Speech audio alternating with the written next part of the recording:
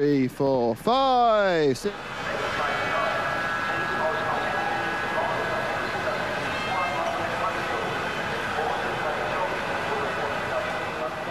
Six, 7, 8, 9, 10.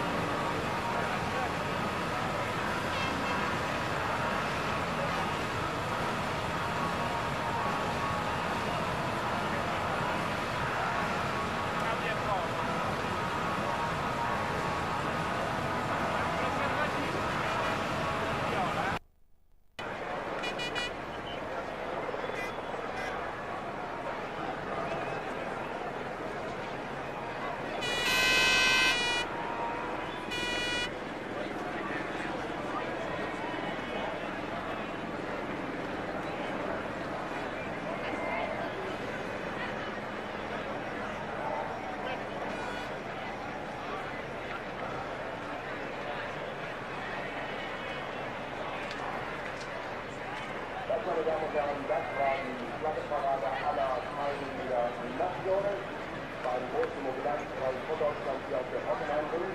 Und so ganz allmählich geht es jetzt in die spannende Phase des Countdowns. Wir hatten 13 Uhr und 9 Minuten die Startpunktlinie, also noch 51 Minuten.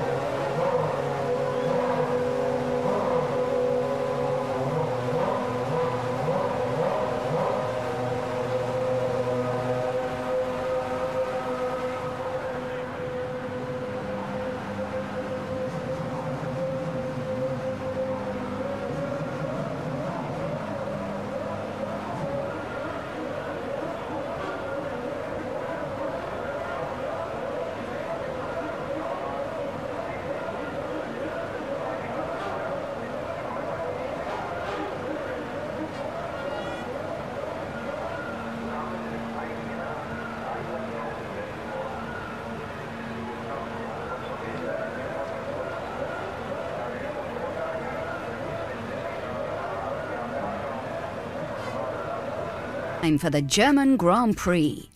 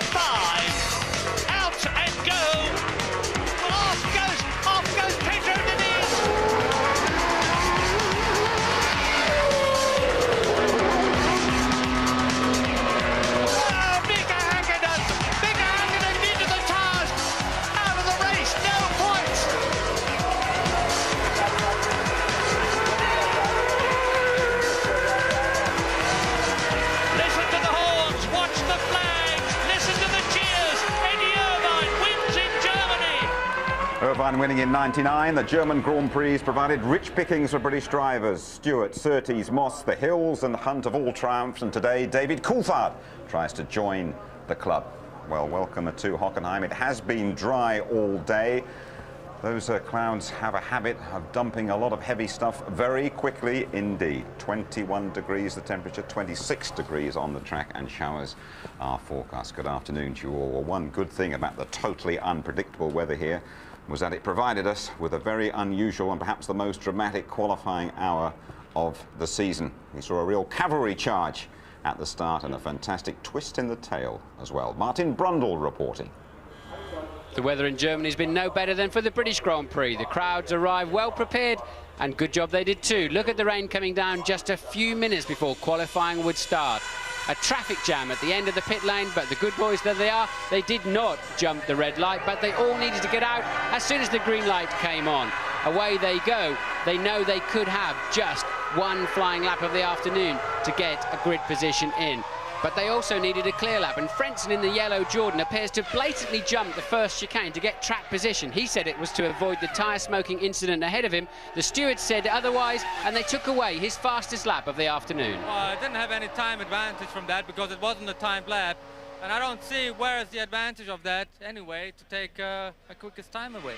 Fisichella threw away his early chance by spinning the Benetton on the exit of the first corner. He would get a second chance. Barrichello's Ferrari broke down electrical problems. He was on wet tyres too. When he got back to the pits, he found no Ferrari waiting for him. Michael was already out in the spare car. Meanwhile, Coulthard was on some kind of magnificent lap, throwing caution to the wind for pole position. I can't really say it was getting out there early because we were in the train, but obviously just got a clear lap, and I'm very happy with this, even though it wasn't a proper, solid qualifying. Barrichello had to hang around while they fixed Michael Schumacher's bent car from the morning. There's Barrichello's car still stranded out on the racetrack. He would get a second chance though, and so did Fisichella. Found a window of opportunity just as the track was drying slightly about 20 minutes in. A brilliant lap for second position at that time. When my engineers called me to say you are second, I didn't believe that, but I was quite confident to do well. But second position, I was very surprised. And straight after Fisichella's effort, this happened. Poor old Barrichello now has huge pressure. He's in Michael Schumacher's car, he's not yet in the race, and the track is saturated. He would end up P18. the mechanics did a great job to make it survive. I mean, you never know. The car was a little bit not in perfect shape with the setup, but at least they were able to put my pedals on it, and they left Michael's setup. So, but I would put the 90% of my problems in qualify was down to traffic. Frentzen may be a German star racing in Germany, but they cut him no slack whatsoever as he's pulled into the weighbridge yet again. Frentzen will start the race in 17th place. Eddie Jordan not at all happy. Coulthard, the angelic man, sitting there waiting to see if he can stay on pole. Hakkinen's trying to snatch that away, but it's too wet in the last part of the lap, and he will stay in 4th place. But somehow Michael Schumacher, putting extra downforce on the car, found some grip and did a magnificent time for 2nd on the grid, much to the delight of the crowd and the Ferrari team. And he will start alongside championship rival David Coulthard on the front row for this afternoon's Grand Prix. I was lucky to get it right, but I wasn't honestly thinking I would do it. As I saw the first lap being a 47.8, I think I did, I thought, well, maybe I at least can jump the 2 in front of me, and so it was. How did he do that? The big question around the circuit here at Hockenheim yesterday. Delighted to welcome alongside Tony Jardy and Craig Pollock, team boss of British American Racing. Hi, Craig. Hi. Bit of a lottery, wasn't it, qualifying, and your two, perhaps the numbers didn't come up too well. Well, we're a little bit disappointed, but it is a lottery. It's the same thing for everybody out there. They get exactly the same weather, and it's a question of choosing the right time to go out and make sure you get the grid position. We just didn't quite do it yesterday. We're going to talk more about it a bit later on, but congratulations on a piece of business. You have secured the services of Jacques Villeneuve for the next 3 years. Yeah, that's good news. I didn't negotiate the contract. You didn't negotiate? I did not. No, our chief operating officer negotiated the contract because it would have been a little bit of a conflict of interest. I'm too close to Jacques. It took a long time to do. It took 4 months of negotiating, but I know everybody back at the factory who've been working so hard to improve our performance. They're very, very happy people now. Okay, Tony, let's talk about the qualifying hour, shall we? The big two at the front, Coulthard and Schumacher, and it could be lively down the back as well. Well, I mean, Schumacher would love it if it was wet, because he's got to try and take the shine off this McLaren performance. They've honed their aerodynamics, they've done the mapping on the Mercedes engine, and Ferrari are meant to be slightly behind. We'll find out. Ferrari's very good in race trim, but Schumacher's going to be quick here anyway. The home crowd, it's a race he desperately wants to win. He wasn't here last year. He was lying in Switzerland watching it from his bedroom, I think. But it should be a great race, and those two are very brave out at the front. Incredibly brave in those circumstances, because they didn't know how wet it was. David Coulthard also quickest in the morning warm-up, but Tony, just chat us through the grid, could you? Yeah, well, Coulthard, I say, it was a real Braveheart performance there, but the man alongside him who desperately wants to win has been practicing his start, says he doesn't take David Coulthard seriously, so there's a nice recipe from the front. Fisichella, great timing, tremendous timing, and best grid position for Benetton so far this year. Hakkinen, they said, too cautious. Della Rosa, his best ever. That guy's improving with every race. Truly did well. Wirtz said he had a clear lap for the first time, good balance, and both the Jaguars in the top 10 because they went out early with everybody.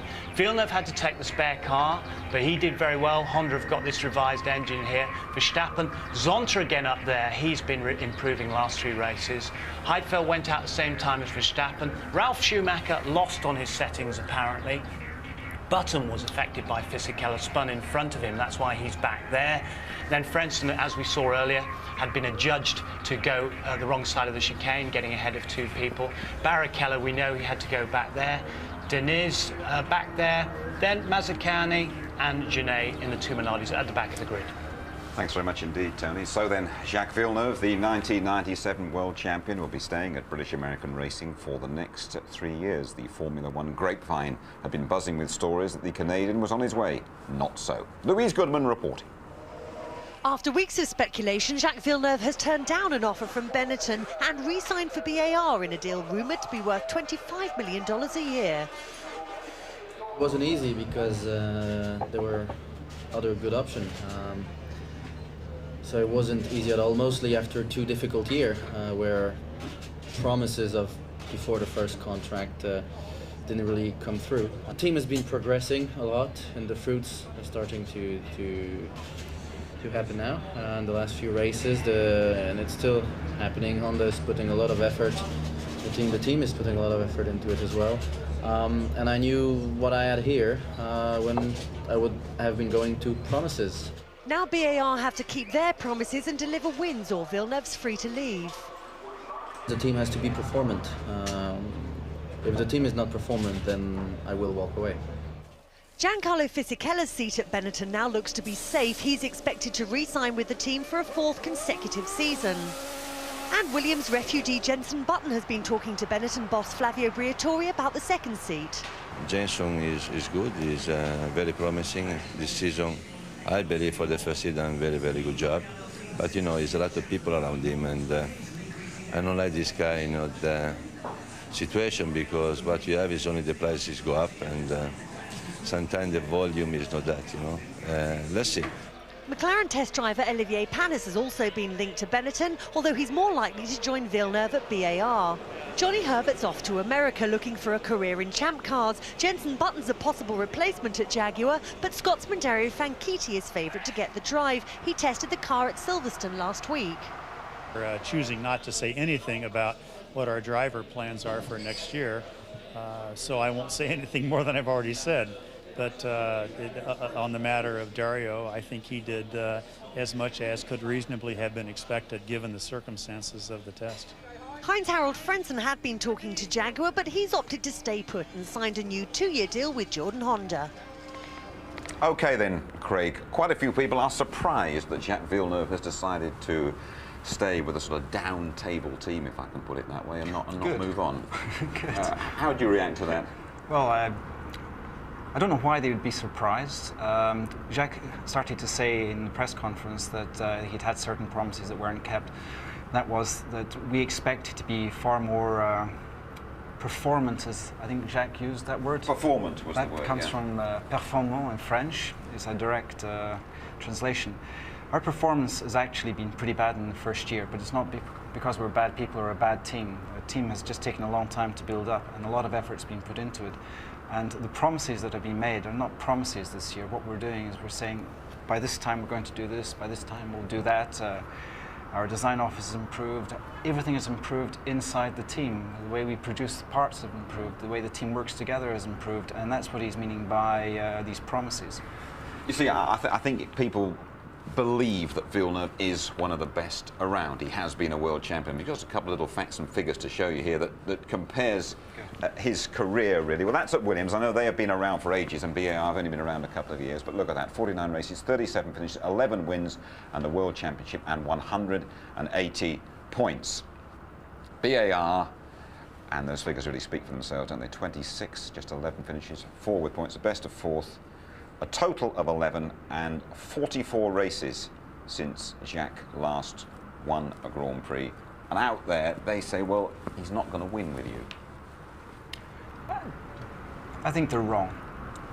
Certainly this year to win is going to be very difficult because the strength of McLaren and Ferrari is undoubtable. And what we have to do, if you take a look at McLaren and Ferrari, the 2nd position has 88 points today, and the 3rd position has huge gap. 19 points. There's 70 points difference.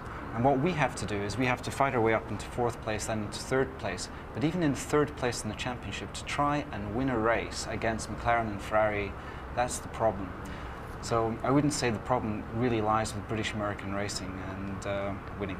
I know you're a good pal of his, but you're absolutely convinced that Jacques Villeneuve still has the desire, the ambition to win. He's not just cruising and collecting. It's been a long time since his last drink and he's getting very thirsty. He desperately wants that, and that's why he signed with us. He believes that the partnership with Honda is very positive. He believes in what we're telling him because he actually sees the results. The way we have come up since Magny-Cours has been pretty impressive. And normally I would be sitting down in the back of the paddock and they live in place and not say too much, but I seriously believe in British American racing and everybody's there. What about your other driver, the 2nd driver in the team? I mean, Louise mentioned Panis, and Button has had a little... a 2nd driver called Ricardo Zonta. Next year as well? I didn't say that. No, Ricardo has to perform, and at the moment we're keeping our options open, a little bit like Neil Ressler. We're not prepared to announce who we're going to sign up for next year, whether it's going to be Ricardo or whether it's going to be one of the young hopefuls or Olivier Panis or whoever. All right, I've just got a little feeling about Jenson Button. I think that, as has been suggested, he will in fact be on his way to Benetton. for the next couple of years will be powered by those Renault engines, and I feel, come what may, that Jenson Button will be around in Formula One for a very long time to come. Watch this space anyway for that. Check the latest standings, shall we? Let's read up just from your benefit. Craig, Jacques Villeneuve, there you go, 7th place, and 11 more points, as you pointed out, than BAR scored throughout last year. Ralf Schumacher with 14, Fisichella, he's got all 18 for Benetton on the second row today. Barrichello only just managed to get into the race. Hakkinen starting next to Fisichella, and Coulthard on pole ahead of Schumacher. Schumacher carrying massive home support. Change at the top of the constructors after McLaren lost 10 points for a technical infringement in Austria, so Ferrari now 4 points clear. Williams and Benetton scrapping for third, and a single point also separating BAR and Jordan. Well, losing those points has intensified the ill feeling between the big two, McLaren and Ferrari. Michael Schumacher's starting manoeuvre, another bone of contention. James Allen has this. After the steady escalation of tension between David Coulthard and Michael Schumacher over the German start line tactics, it's ironic that the two should find themselves together on the front row today. Coulthard has again succeeded in drawing attention to the issue and putting pressure on Schumacher this weekend. And with the FIA's Charlie Whiting refusing to issue a firm ruling on the matter, there is a possibility that Coulthard and his supporters Eddie Irvine and Jacques Villeneuve might file a protest with the stewards if Schumacher does it again. Those three drivers have also questioned Schumacher's position as head of the Drivers' Association, but at least Rubens Barrichello is backing his teammate. If Michael goes off the GPDA, that won't survive. He is the one of the few guys who does things, you know, comes to the racetracks and look for more safety, and you know, I see that as people just implicating with something wrong. Coulthard says the tension can only add to the drama. Yeah, but that's Formula One. We all want to win, and the stakes are high, and therefore it gets everyone, you know, really close to the limit. But that's part of the appeal. McLaren and Ferrari are at each other's throats over another issue. When Mika Häkkinen's winning car in Austria was found to have an FIA seal missing on its electronics box, Ferrari boss Jean Todt wrote a letter to the stewards asking for the car to be disqualified. McLaren are livid.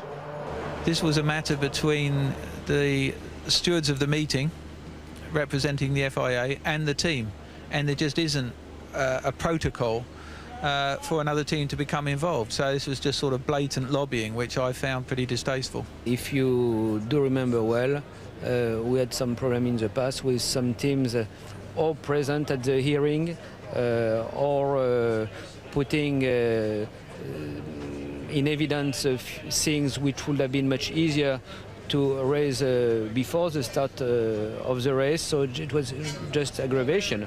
And I mean, when we knew about the problem which occurred to the other competitors in Austria, we just wanted to have a clarified situation, and we were not there. You know, we just asked for a clarification, that's all. Having blanked in 3 of the last 4 races with Schumacher, Ferrari has brought the largest ever team to a Grand Prix meeting. 64 technicians are here to get the cars through the weekend. In contrast, when Jody Scheckter won Ferrari's last world title in 1979, the team had just 20 people. Schumacher will be hoping his army can help him set the seal on another important victory today. So Ferrari very keen to do well here, Craig, but you've got to sort of stand back and take an impartial look at things. Where do you stand in that ruck between the big two? Well, we don't really get involved between the big two, but I just find it extremely unusual how in the ruling, if you can take the points away from the team because of a potential breach or because of cheating, how the driver can actually retain these points. You're either clean and innocent or you're not. And to retain the driver's standings but not the constructor's standings, I don't particularly understand the logic behind that.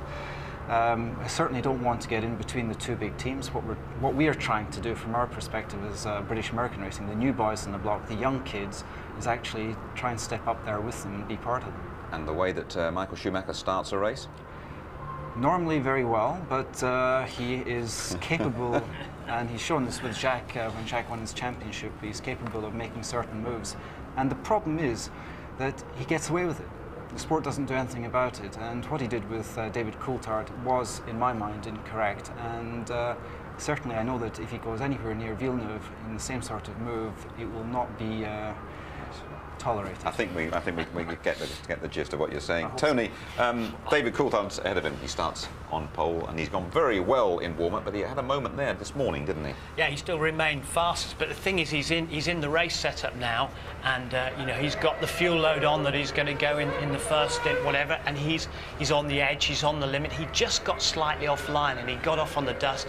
He went off in the same place that Michael Schumacher went off yesterday morning in practice session.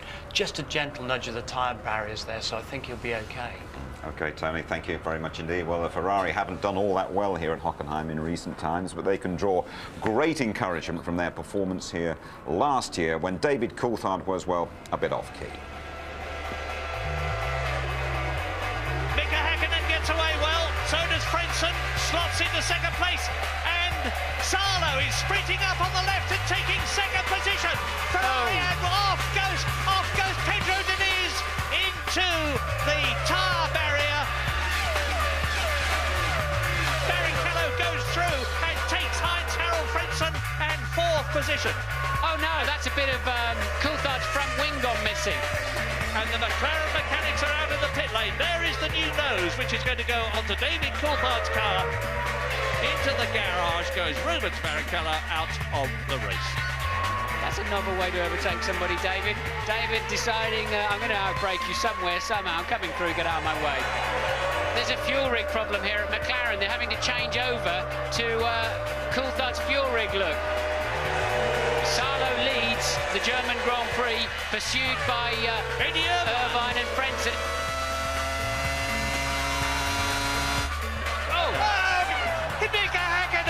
Mika Häkkinen collides and into the tyres, just as Michael Schumacher did at Silverstone. Out of the race, no points. And meantime, Eddie Irvine has got ahead of Mika Salo into the lead. Eddie Irvine wins in Germany for Ferrari, his second successive victory, his third of the year. Well, this time round, we're going to be watching the start of the German Grand Prix very closely indeed. As Craig there's been saying, the likes of Villeneuve, Coulthard and Irvine have all had a pop at Michael Schumacher's starting tactics. They call them unethical, even dangerous. But last time round in Austria, Schumacher himself was punted off just moments after the start. If you talk to Schumacher, though, he can't see a problem, so long as Charlie says it is OK. Who is Charlie? Well, he's the subject of today's Murray Meets.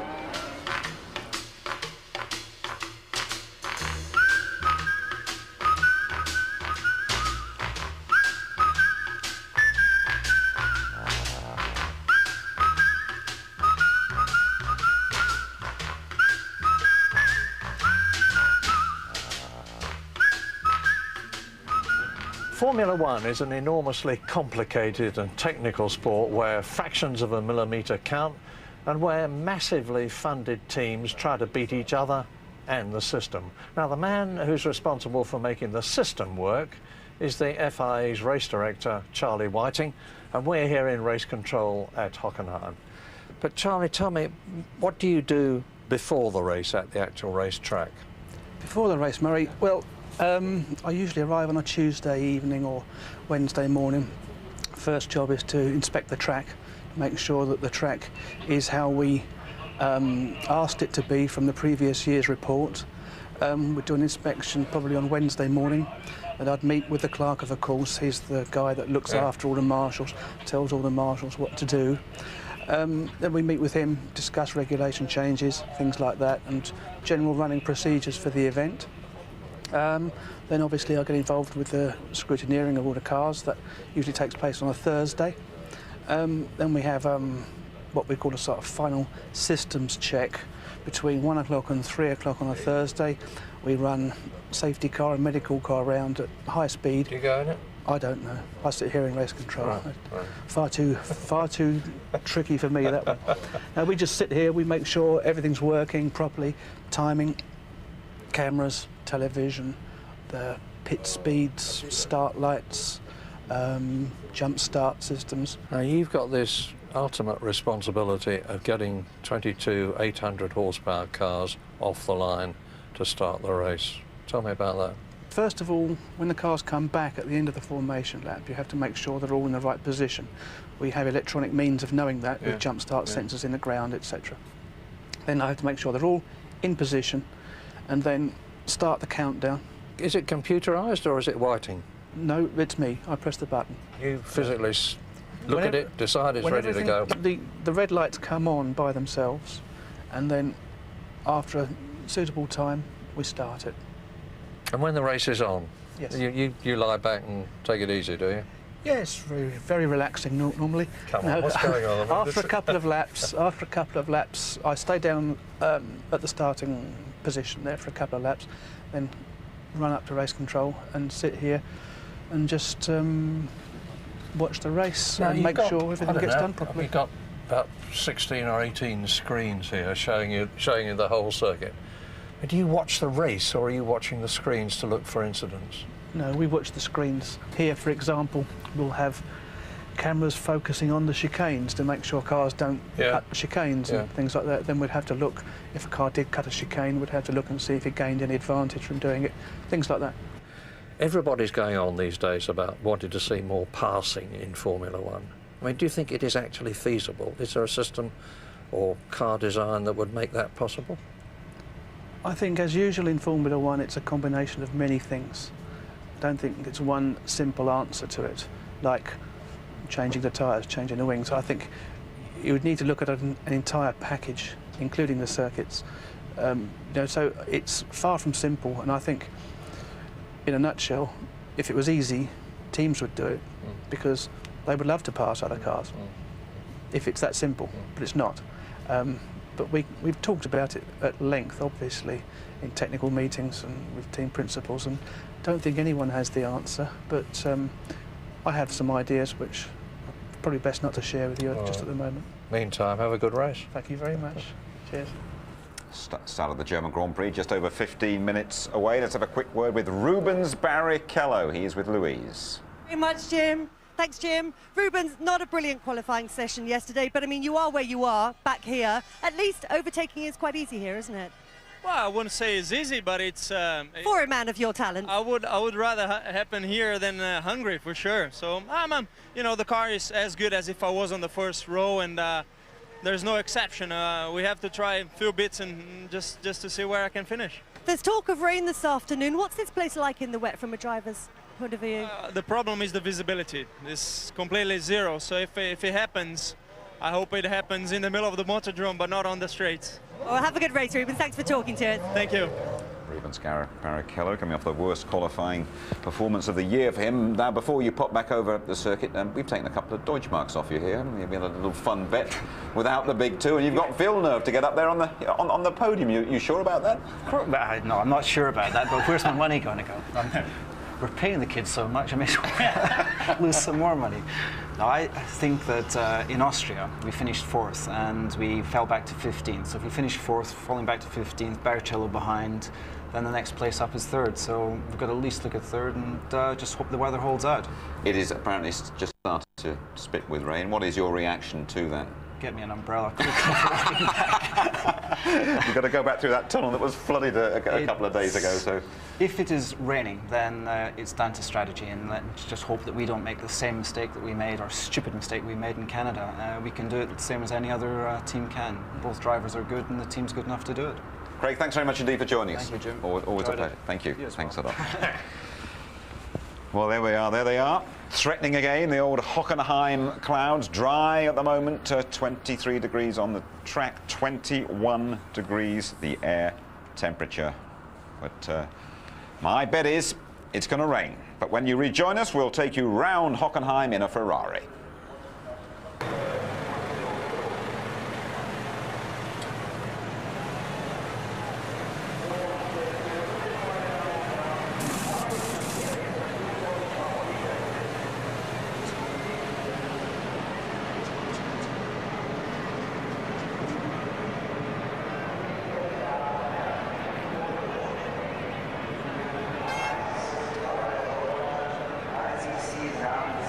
Videos von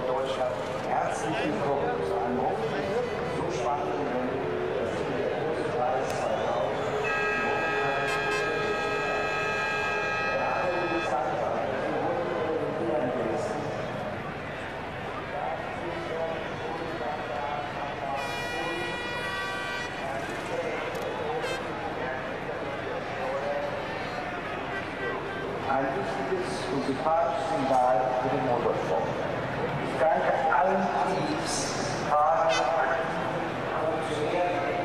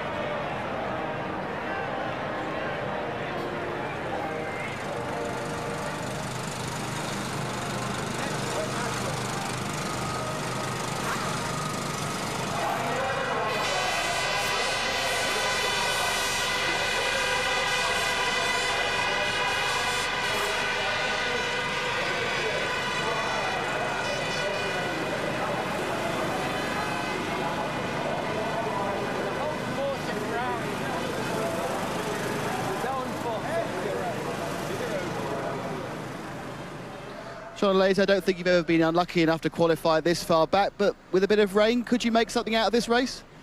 Yeah, it's what I'm looking for anyway, even if it's extremely dangerous with this high-speed circuit. But to get the results, I just need to believe in God for the rain. Now, with this in mind, have you perhaps taken a gamble and gone for a wet edge to your setup? It's not completely a wet setup because it's difficult to do it. But I think if it's raining, the car is okay. Thank you very much. 85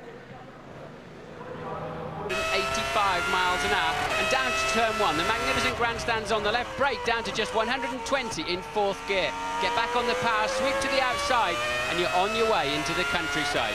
You're going to build up to something around 220 miles an hour. Stay to the left, it's bumpy on the inside. And gently sweeping round to the right, you're starting to look for your braking point into turn one. Remember, 220 and down to just 60 miles an hour in second gear now. 70 through the left-hander. Ride the curb on the exit. Again, very, very bumpy in the traction area. And then move immediately to the left-hand side of the track, building up once again to 212 miles an hour as you head down to the Ost curve. Bumpy again under braking. Look, it looks like a cul-de-sac as you go in. Do not go straight on. Turn right at just 60 again. And now sweeping through the exit of that Ost curve, 135 miles an hour already. Walk the car to the white line on the left. Now building up to 215 miles an hour once again. Top gear, of course, as you head towards the Ayrton Senna chicane. Underneath the bridge, brake very, very hard. Left over the curb, 70 miles an hour. Curb again on the right. Now ride the curb on the exit. It hurts your back as you jump off. Barrichello a little slow with the gear shift there, hitting the rev limiter. Stay right, it's a little bumpy. Now sweep over to the left. You've got the stadium ahead, 205 miles an hour. The first right-hander always surprises you. Turn 11, 140 miles an hour, bit of extra tarmac on the exit you can use. Heading down now towards the Sachs curve, just 60 miles an hour. Very easy to outbrake yourself on the way in. Hug the inside, get back on the power. Up to 140 miles an hour already through the chicane. Bleed the speed down to 110. The car will slide from the front, but stay with it. The last corner ahead of you, it's absolutely critical. The Nord curve, 120 miles an hour. Slingshot into the start-finish line once again. Last year, most of the front runners divided this race into two halves with a stop right in the middle. But the temperatures were a lot higher then, and the tyre degradation was very bad too. This year, it isn't. So I expect to see most of them fill the car up to the gunnels and go as far as they can, which is about lap 27 or 28. Now, the gap between McLaren, Ferrari and the rest of the field is so enormous that the top two can actually afford to take a gamble on a two-stop strategy. And if it doesn't pay off for them, the worst that's going to happen is they'll still be third or fourth. Michael Schumacher did it successfully in Brazil. He was trying to do it again 2 weeks ago in Austria, and he may try it here this afternoon, although it's a bit risky here because you have to be able to carve your way through the traffic. My hunch says he probably won't. But two men who almost certainly will try it are Rubens Barrichello and Heinz-Harald Frentzen, down in 17th and 18th on the grid. They've got nothing to lose and everything to gain by going on the attack. Should be a very interesting tactical battle this afternoon. Thanks very much indeed, James. The clouds are closing in overhead. Michael Schumacher has never won here in a Ferrari, but he was first for Benetton in 1995, and it really is a fascinating prospect, this one. The three World Championship contenders are all up front. We have Britain's David Coulthard on pole, saying, I want those 10 points. The championship leader, Michael Schumacher, right alongside. I am very, very confident, is the German's message to Coulthard, and right behind world champion Mika Häkkinen, back to his very best. Stick around for the German Grand Prix. That means also that lots of cars will fall off, and I try not to be one. Mika, thanks very much.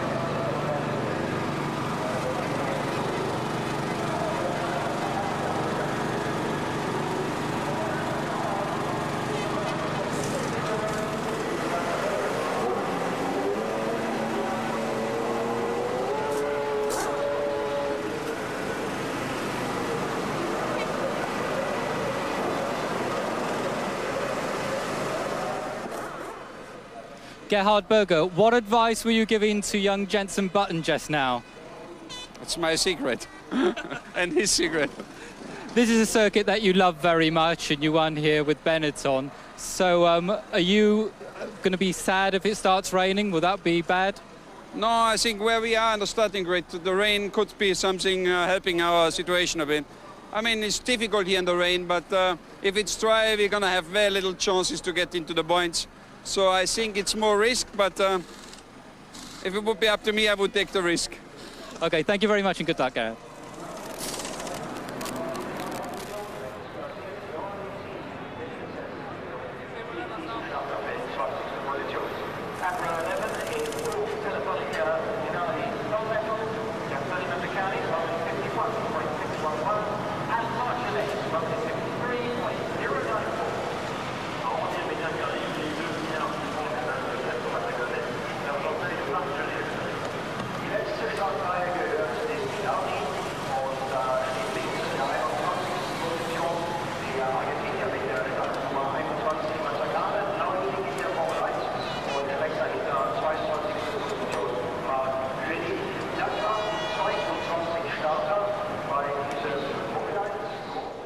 Pat Simmons, normally this is a fuel them up, stop them once and hope for the best. How is the rain going to affect that? Well, I don't think we're really expecting any heavy rain. In some ways it's a bit more tricky. It's just going to be showers. I think we've just got to see what happens, really. Do you think we'll have a repeat of Donington Park all those years ago with 7 stops each? I hope not. Thanks, Pat.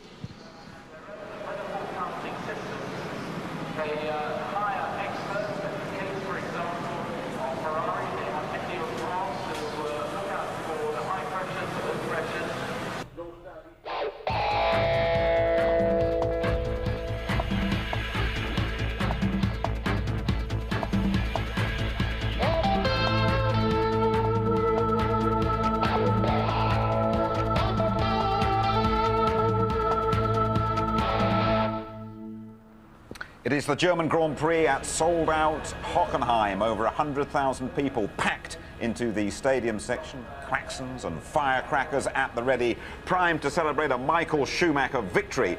But the championship leader has to get past the pole sitter, Britain's David Coulthard. Let's join Martin Brundle and say a very good afternoon to Murray. Murray Walker. Good afternoon, Jim. Good afternoon, everybody. Well, this is very literally the calm before the storm. It's all quiet down on the grid. The drivers are there, the mechanics are there. Those people who are privileged to be with them will soon be moved away. When I say it's the quiet before the storm, it could be in two ways. First of all, the storm of the race itself, and then the big question mark, is there going to be a storm weather-wise?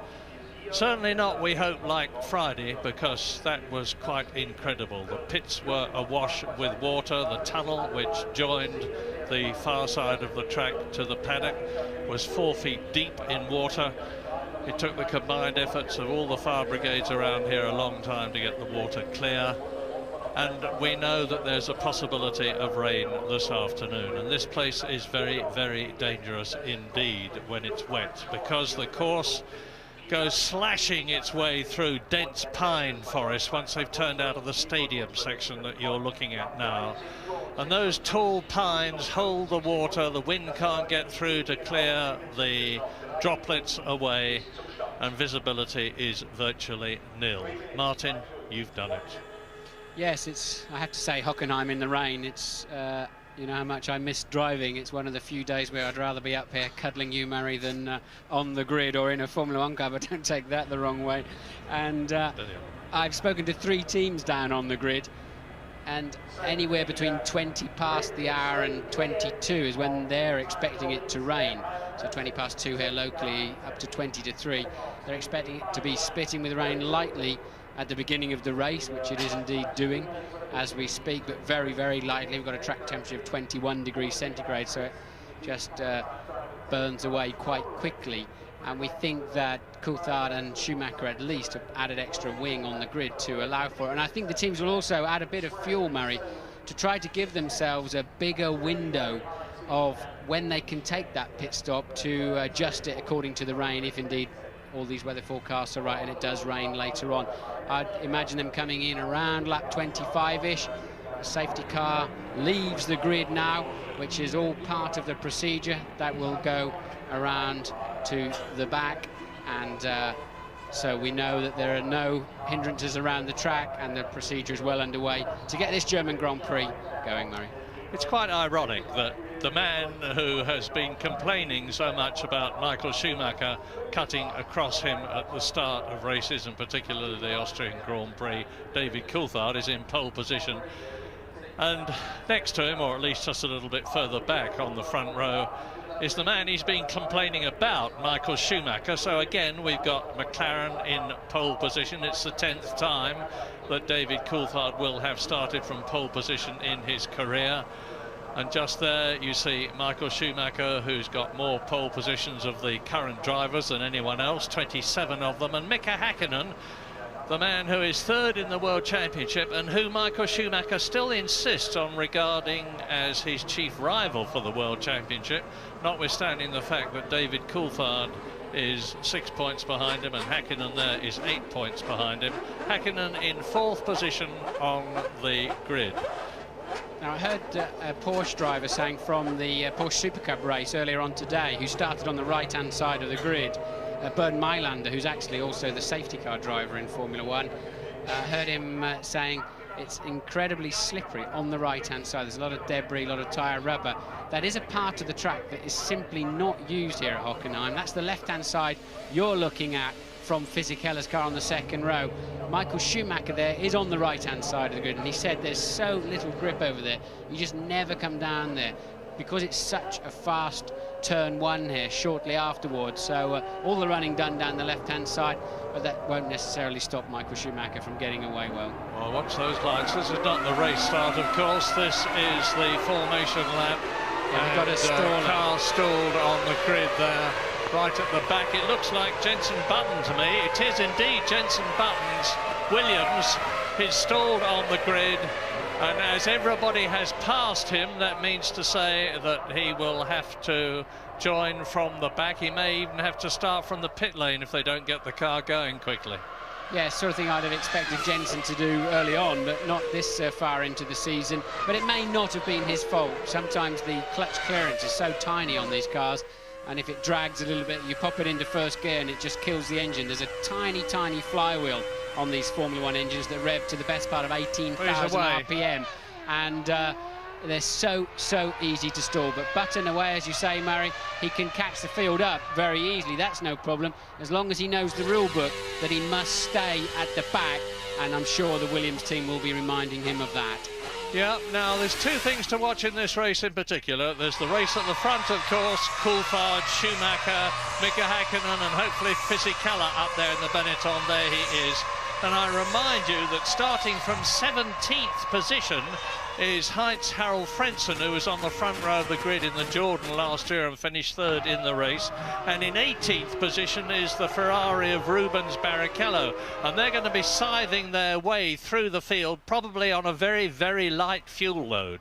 Yes, I think Fisichella there in third place on the grid could be a thorn into the side of Häkkinen. Häkkinen, who also starts from the right-hand side, the supposedly slippery side, really must leapfrog Fisichella early on. And Mika was talking to me just 45 minutes ago saying, what do you think is going to happen? You know, how do you think those guys are going to get away on the left-hand side of the grid? So I think it's quite a concern for Mika that if he gets tucked up behind the Benetton, then Coulthard and Michael Schumacher can scamper off into the distance.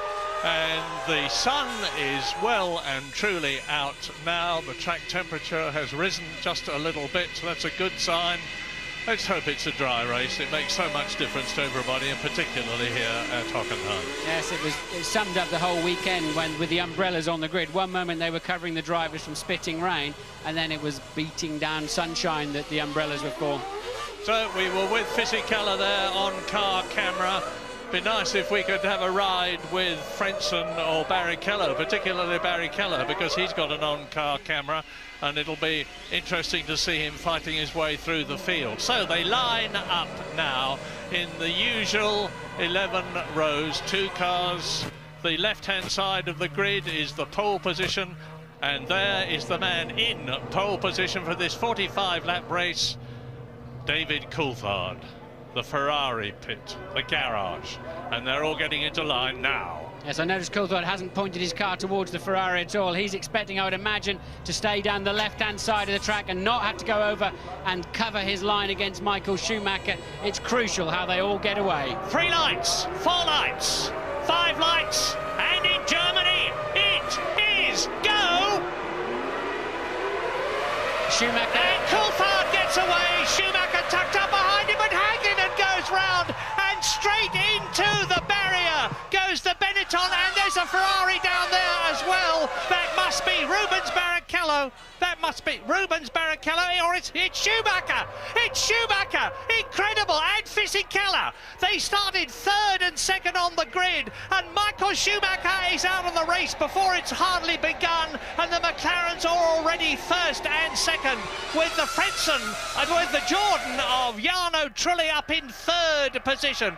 An incredible development, and Michael Schumacher is again going to score no World Championship points. And it's such a long lap here, the second longest lap of the year. They'll easily be able to clear those cars before the pack gets around for the first complete flying lap of the day. Those cars will be cleared out of the way. Disaster for Michael Schumacher. Yeah, but Rubens Barrichello is already slashing his way through the field, and Fisichella and Schumacher talk to each other as we look down on this 200-mile-an-hour plus straight. Rubens Barrichello, there he is. You just saw him coming towards us in the Ferrari.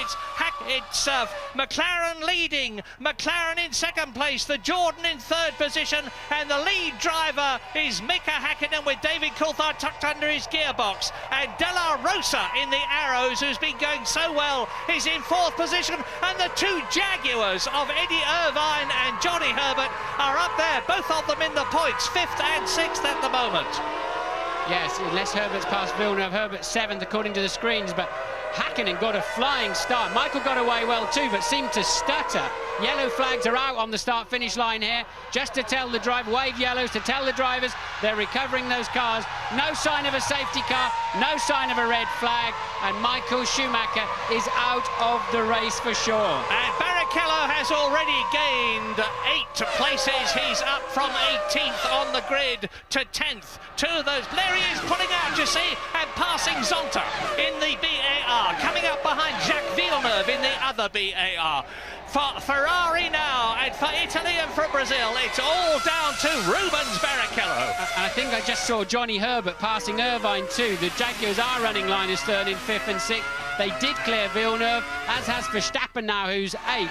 But yes, Johnny Herbert now the leading Jaguar in 5th place. But look, you see, look at the arrows there surging through. And Jos Verstappen, who started well down through the field, is up into 7th position. These arrows are the revelation of this meeting, because Pedro de la Rosa start... Here he goes again. Verstappen really in the slipstream there of Irvine. He now has track position. Surely he'll outbrake Irvine. He's passed him already. Verstappen up into 6th. Yeah, and I reckon Jos Verstappen may be on a 2-stop strategy. This arrows is incredibly quick. It's very, very slippery indeed. The aerodynamics are superb, and the Supertech engine is good. Here's a replay of the start. Now here we go. Coulthard away moderately well. Schumacher I saw out of the window getting away well, then stuttered, and Hakkinen just drove right through the middle. Now look, Schumacher came across and really blocked Fisichella out. Schuey did not realise Fisichella was there, did not give him any space, and I'm afraid, Michael, you cannot blame that on Fisichella. Look, he's moved across onto his line and then braked, so Fisichella quite late into the corner, but that was at least 50-50. Michael gave him no space. Yeah, but a lot of the cynics will be saying that's Michael Schumacher's come up and he's had payback time for the things they've been blaming him for in the recent past. But meantime, it's looking great for McLaren, 1st and 2nd.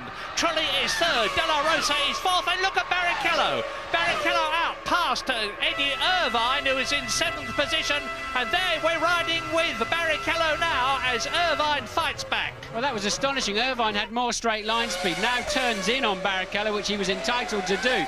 But Barrichello got up alongside, and when the drag really cuts in, well over 200 miles an hour, Irvine started pulling ahead. That Ford engine, the Cosworth engine, has got massive grunt. It's an improved version with more power, and it's certainly showing up here. It looks as though they've got the setup right for the 2 Jaguars, as Rubens Barrichello, that we're riding with now, chases Eddie Irvine's green Jaguar, which is behind Jos Verstappen, and Johnny Herbert is up into 5th place. So Hakkinen, Coulthard, then Trulli, behind him De La Rosa. There is Johnny Herbert, followed by Verstappen and Eddie Irvine.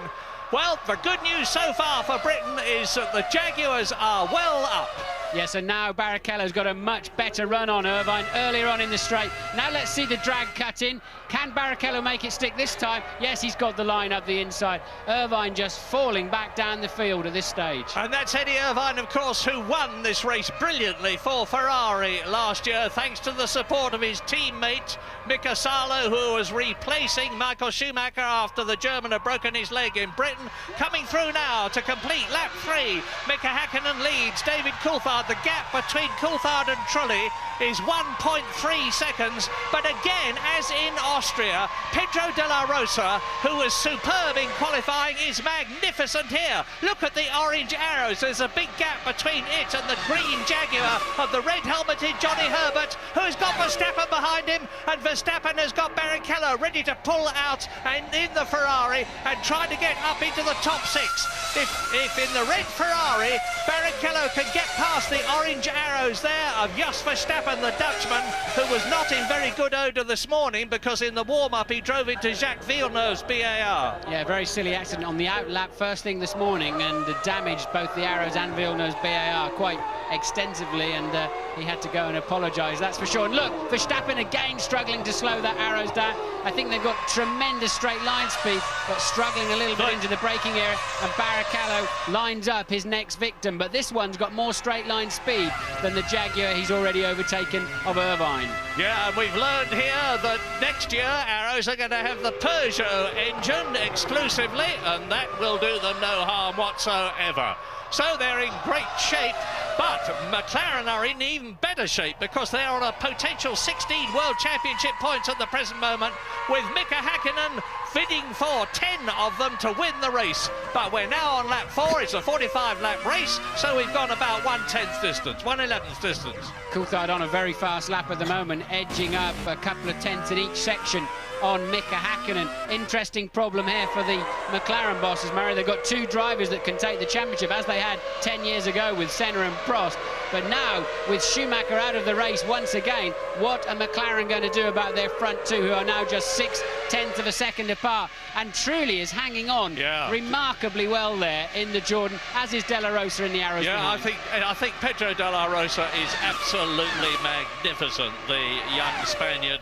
Well, he's 29 years old, but this is only his 26th Grand Prix, and he's in a car which up to now has not been expected to be at the front of a Grand Prix as it is. Now watch Schumacher on the left of this replay. You see there, Häkkinen comes straight between him and Fisichella. Schumacher moves across, hits Fisichella. The Italian goes onto the gravel, into the tar wall. We're with Fisichella now. And watch this, enjoy your first Formula One accident fully on board as we stay with this camera shot all the way. Here comes the barrier. Look, there's nothing you can do. You're jumping on the brakes, bang! And the tyres and conveyor belt come into the cockpit. Once again, we sit. Now watch Häkkinen from 4th place hook it up and just drive beautifully through the middle as Coulthard defends his line, and Schumacher, watching Coulthard, moves across the track and unaware that Fisichella is there. I mean, he should have allowed for that.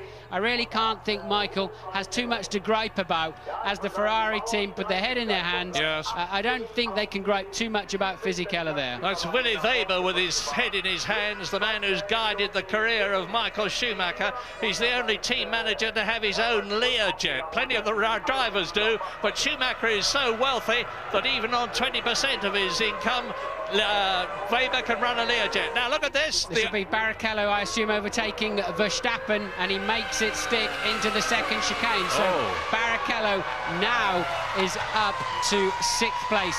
From 18th, he's made 12 places on this, the 6th lap. James Allen? Murray, you saw the Ferrari mechanics there with their heads in their hands, completely contrasting reaction of McLaren. They feel that's payback time for what Schumacher did to Coulthard and Häkkinen at the start in France. They've had this terrible farrago between them, and Coulthard taught Schumacher a lesson in the toughest possible terms. They're absolutely ecstatic down here. Well, it's all down to Barrichello now, and look at him attacking the Jaguar in front of him. Now the Brazilian, and he's going through on the inside. He forces a brilliant move there. He forced Johnny Herbert wide, and he's now up into 4th place, and Herbert has got De La Rosa behind him in 6th position. Nigel Stepney on the right. Now, there go Herbert, and leading them both is Barrichello, so he's up into 4th, and attacking again.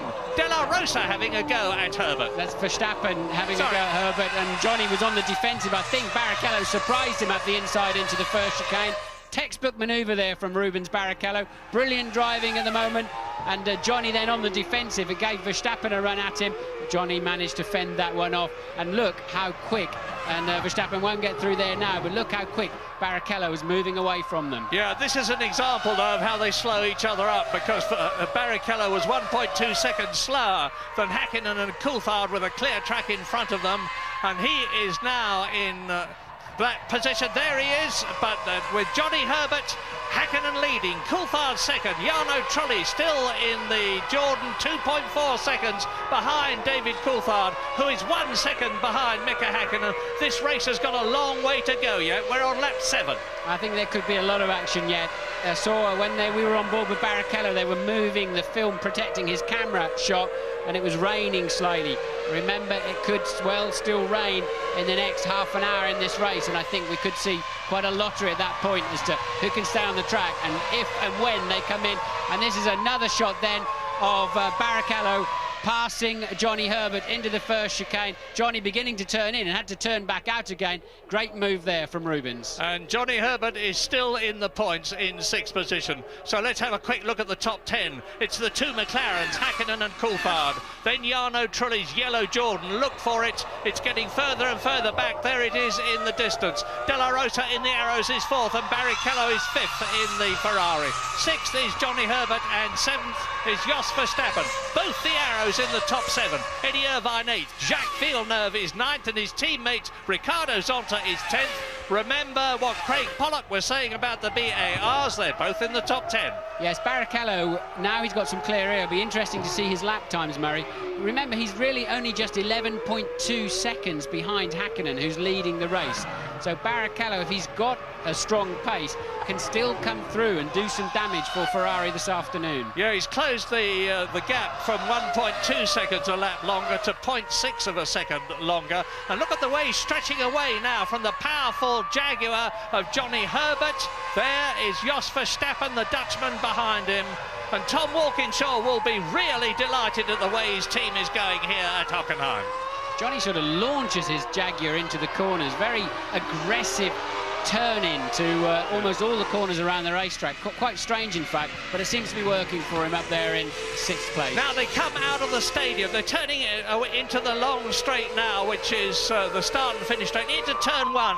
And then the rest of the course is stadium into 4 legs, separated by chicanes, and in each of those legs they're on full throttle for at least 14 seconds. And there's the answer. Look, Barrichello fastest lap on a 45.3, and the gap now down to 11.1 seconds to Häkkinen. So Barrichello has a very fast Ferrari, but how much fuel does he have on board? Yeah, exactly. 4th in the World Championship at the moment, behind Mika Häkkinen, Coulthard, and championship leader Michael Schumacher. But I don't think he's going to be leading at the end of this race as we go to a break.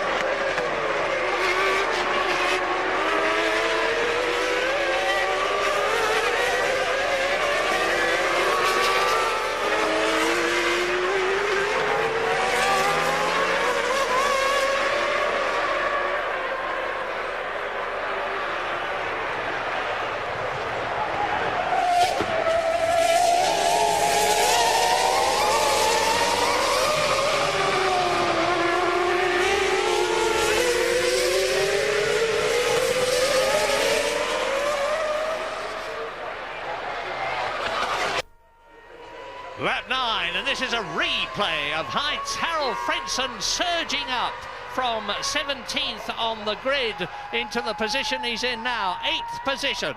And Jos Verstappen has got the Jordan right behind him now. And the men to watch at the moment are Barrichello, who is the fastest man on the track, 5th and catching De La Rosa. There is the second orange arrows, that of Verstappen in 7th place, with Frentzen behind him. Yes, Frentzen, I see, missed a chicane at some earlier on at 14.06 earlier on the race. If they're going to penalise him, they'll have to penalise him very soon. He looks like he's got away with that at the moment. He's flying through the field. Verstappen in the arrows has lost a major part of his engine cover, which will be affecting the aerodynamics, and it's left debris on the track. Now, it was Verstappen himself that ran over a piece of debris this morning going down towards turn 1, as Frentzen lines himself up and surely can brake late enough to take the line down into the first chicane. Yes, he can. And it was Verstappen who touched a little piece of debris this morning, and his front tyre exploded immediately. It's highly critical round here. Remember that it was Hakkinen who went out of the race last year with a delaminated tyre. The tyres are under severe pressure, and Verstappen's got a problem with that engine cover missing, and now Frentzen is up into 7th place. And here we see from another angle Frentzen getting the track position, getting the line, and not snatching his brakes, taking a good clean run. Well, Heinz-Harald Frentzen, a German in Germany at Hockenheim, is now in 7th position. His next target is the man in the red helmet and the green Jaguar, Johnny Herbert, who has announced that he's leaving Formula One at the end of this year and going to race in champ cars in America. Is he going to be able to retain his 6th place? I don't think so much longer. Incredible lineup of cars, isn't it? Look, from Herbert through to all the way through there to Ralph. In fact, Jenson Button in 19th, so you've got from 6th to 19th, pretty much all line astern.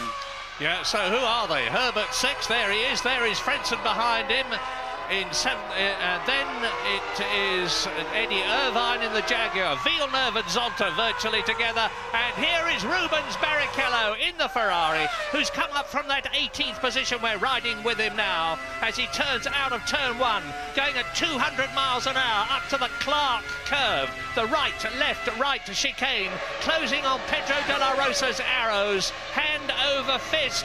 This is the V10 Ferrari engine versus the Supertech engine V10 in the Arrows. The Arrows is incredibly quick.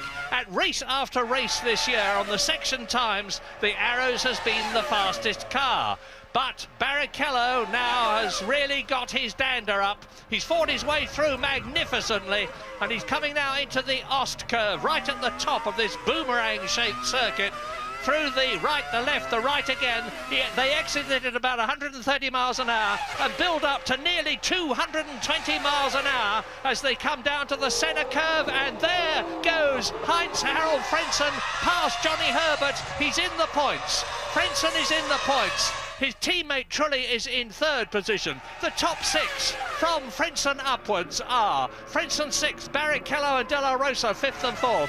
Trulli is 3rd. David Coulthard and Hakkinen are still only 1.6 seconds away from each other and nearly 8 seconds ahead of 3rd placed Jarno Trulli. But this race is by no means finished. What strategies are they following? Watch Barrichello. This is the stadium section.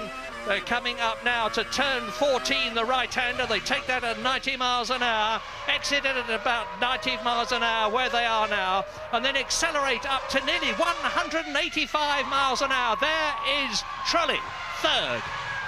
Watch Barrichello. So it is the Brazilian against the Spaniard. And Pedro de la Rosa has covered himself in glory in the last couple of races. He's doing so again.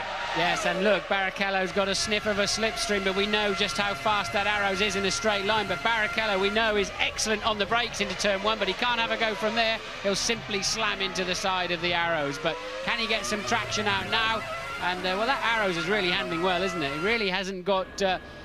Barrichello doesn't have much an advantage over it, but he has clearly got the best braking car on the racetrack at the moment. We'll see how good it is when he gets anywhere near the McLaren. There he goes. Look, he's showing it well there, isn't he? Easily through, and that is so bumpy. It doesn't show from anywhere, from a camera angle, but it's so bumpy down there into 2. And it looks so easy, and I can't tell you just how hard it is at 210, 215 miles an hour to pick a braking point right alongside another driver trying to do exactly the same thing at the same time. You are watching a truly, truly great drive by Rubens Barrichello. I say again, he started 18th. He's now in 4th position, and the yellow car is that of Jarno Trulli as we rejoin on a replay. Rubens Barrichello diving up the inside of Pedro de la Rosa, making it look so easy. The Spaniard has to give him room, and Rubens Barrichello maintains his line perfectly. The Ferrari mechanics not looking over impressed, but they jolly well should be. And look at this battle behind them. It's the 2 Jaguars, and Eddie Irvine now is attacking Johnny Herbert as Zonta, Wurz, Deniz, and behind him the 2 Prosts of Alesi and Heidfeld. Nick Heidfeld, by the way, is in 14th position. man on the move. Heinz-Harald Frentzen in 6th place, just done a 1:44.9, easily the fastest lap of the race. So it's Frentzen now with the clear air in front of him. Can he catch Pedro de la Rosa, and how quickly? So Frentzen and Barrichello started 17th and 18th, now up to 4th and 6th and flying. Yeah, and he's lapping 2 seconds faster than De La Rosa.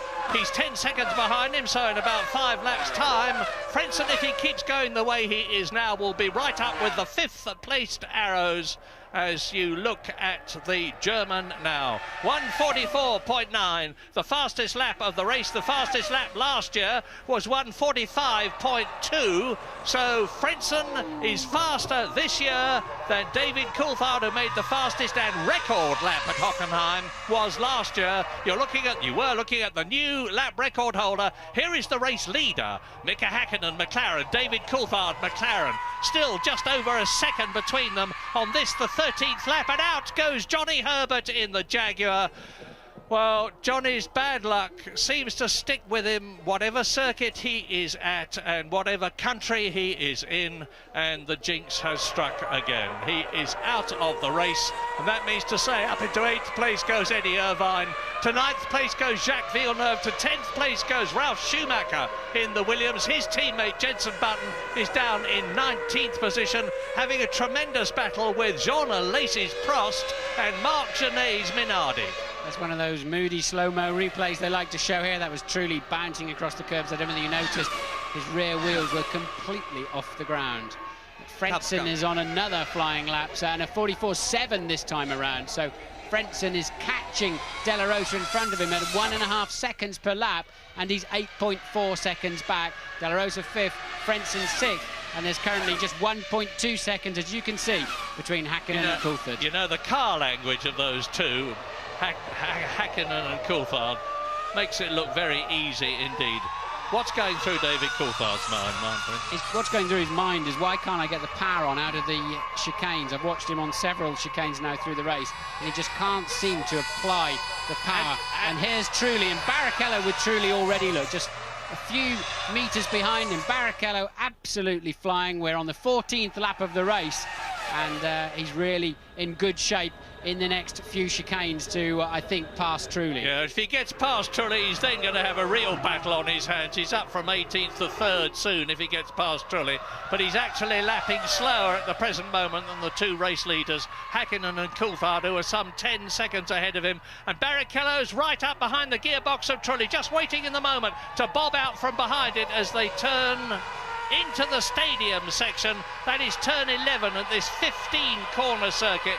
They're at turn 12 now, accelerating up to 90 miles an hour from 60 on the apex of the previous corner, and Jarno Trulli can see that Scarlet Ferrari big, big, big in his mirrors. Yes, it's awful when you've got a car behind you know is fast and is bearing down on you. Trulli's getting a little bit untidy in his defence and running a bit wide. I think Barrichello won't spend too long behind Trulli before he finds a way through. He'll get a better drive out of a chicane or a corner, and then for sure he can nail Trulli on the brakes. It may even be as soon as down to the first chicane. Trulli not defending his line yet. Now Barrichello makes the move, the perfect slipstream, and Barrichello will go under under braking, surely, and he does. Remember what I said about a great, great drive? There is confirmation and underlining of it. But De La Rosa and Verstappen are both catching Trulli as well.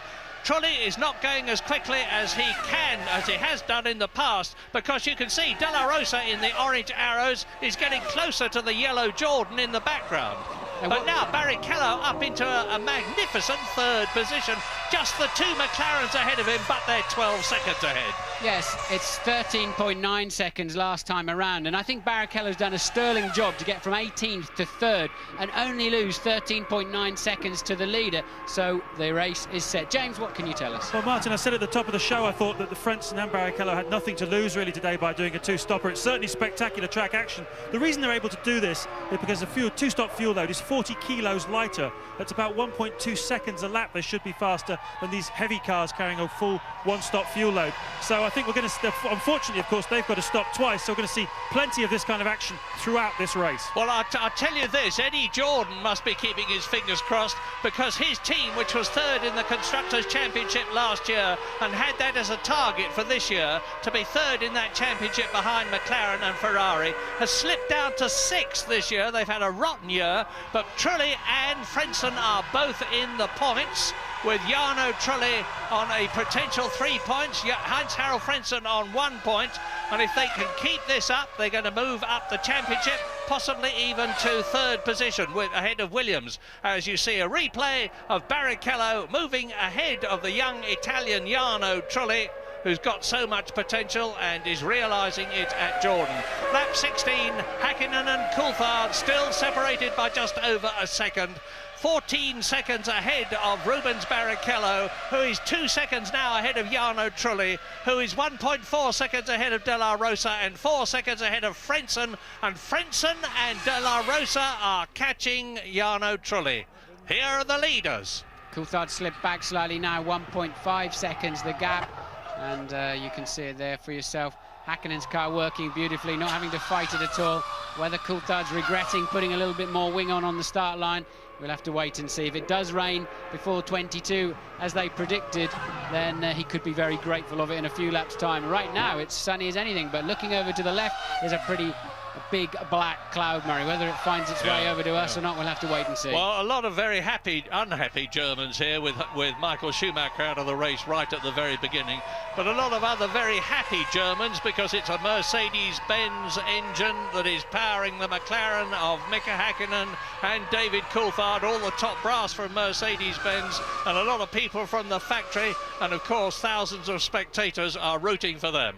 Yes, hearing from the people sitting in our studio, apparently there are people leaving the circuit already. Some Schumacher fans leaving the racetrack. Well, you can hear the rockets in the background. They're usually fired to signify some sort of celebration here at Hockenheim.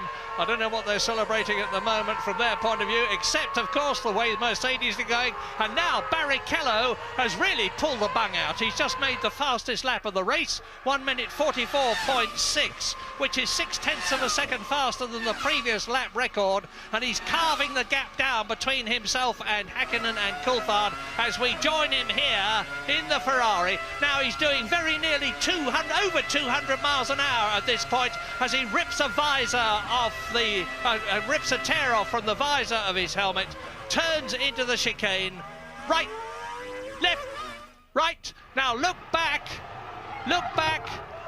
there is Barrichello. That is the visual gap between the flying Ferrari and the two McLaren Mercedes up ahead. And Rubens Barrichello, with 3 second places behind him already this year, is that much ahead of Trulli, who is that much ahead of De La Rosa, who has got Frentzen right behind him. Ferrari mechanics coming out into the pit lane, so the Barrichello is extremely light. So Ferrari mechanics out, and Barrichello, it must be for Barrichello. Of course, Schumacher is buried in the wall. They've cleared his car away from turn 1, and Barrichello will be in at the end of this lap.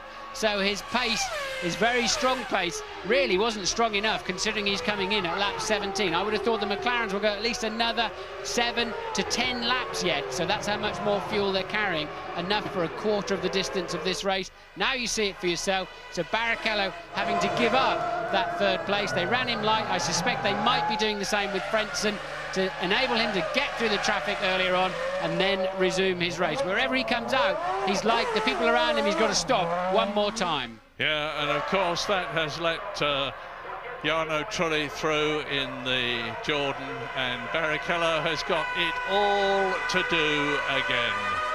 We'll wait for confirmation when we see them on the circuit, but Rubens Barrichello now, having stopped on lap 18, as you look at Eddie Irvine, and now the arrows and the race order at the present moment on lap 18 out of 45 with a long way to go.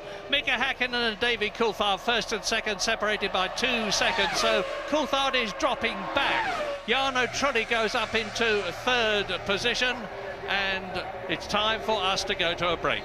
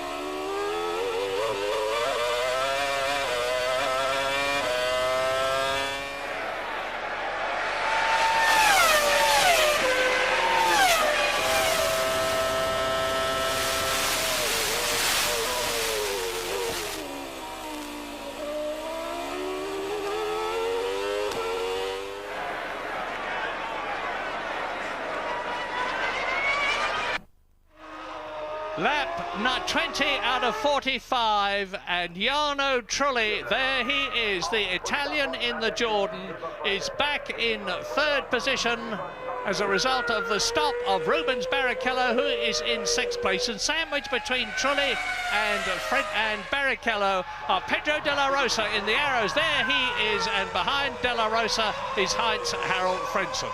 Yes, and while you're away, Frentzen made his expected pit stop because of his lower fuel load at the beginning of the race. Remember, he started 17th, came through the field, had to pit at the end of lap 19, came out of the pits and just managed to stay ahead of Verstappen. So Frentzen rejoins in 6th after a stop, and Barrichello rejoins in 5th after his stop. So now everybody is on a level playing field. They've all got to stop one more time this afternoon. Well, coming up for half distance, this is a magnificent tour de force demonstration by the two McLarens.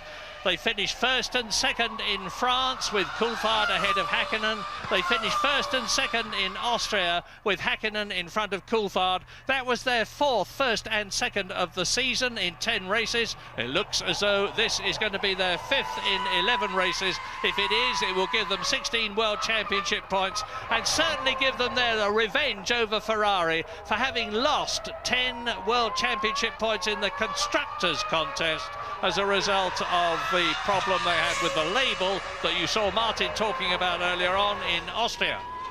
Yes, and Coulthard's going to be ruining that difficult start as a BAR passes a Benetton down there, which must be, let's see. Yeah, I'm just trying to work it out. Well, there's Verstappen. There's Irvine behind him. There is Jacques Villeneuve. That is Ralf Schumacher. And look at this lot with Alexander Wurz behind Zonta and Salo behind them. And Salo is in 13th place in the Sauber. Behind him is Deniz in the Sauber. And behind Deniz is Heidfeld. So the McLarens are streaking away, but look how close it is behind them. This is almost go-kart racing that they're so close. Yeah, Jenson Button is right at the back of this queue, having a terrible afternoon because he stalled on the line, started last. He's last but one at the moment and barely able to keep the pace up at the back. Mazzacani's chasing him, and I see from the computer, he's missed a chicane at some point without penalty, thankfully, and Barrichello has just done a new fastest lap of the race. Which has taken him to within 8 seconds of Pedro de la Rosa. He's a massive 33 seconds behind Mika Häkkinen and David Coulthard. But remember, he has made his stop and they have not. So when they come in and stop and refuel and take on 4 new tyres and wheels, it's going to be pretty close. Häkkinen leads, Coulthard second, Trulli third, de la Rosa fourth, and Rubens Barrichello in 5th place, who was third, is closing up with news from James Allen.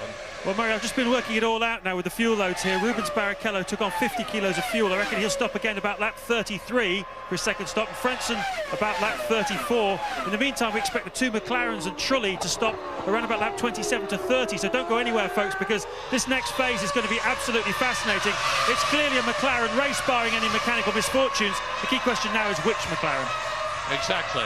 Is it going to be David Coulthard, who is ahead of Mika Häkkinen, who is the double world champion from 1999 and 98? There are no team orders in the McLaren team because the team's attitude is let the best man win until one of them is so far ahead of the other that the other cannot possibly regain a position, and then the chap who is leading is favoured.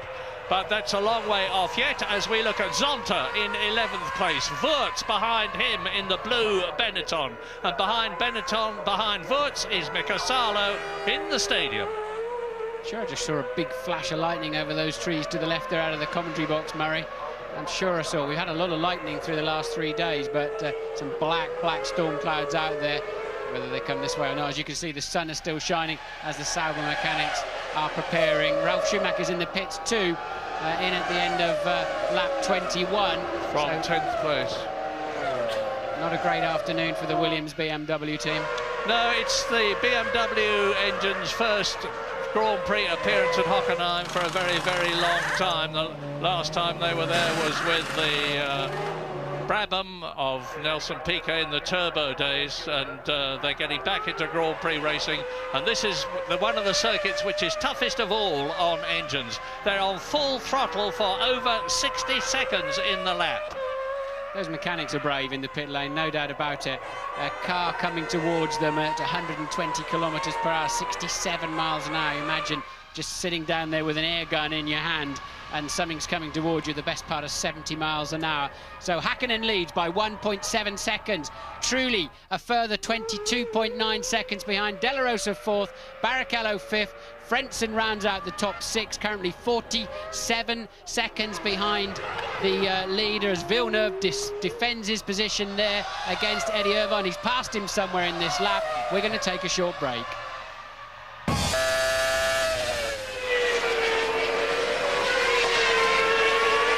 Away from him in the stadium, Jack, because he has more top speed than you, so you have to get away from him in the stadium.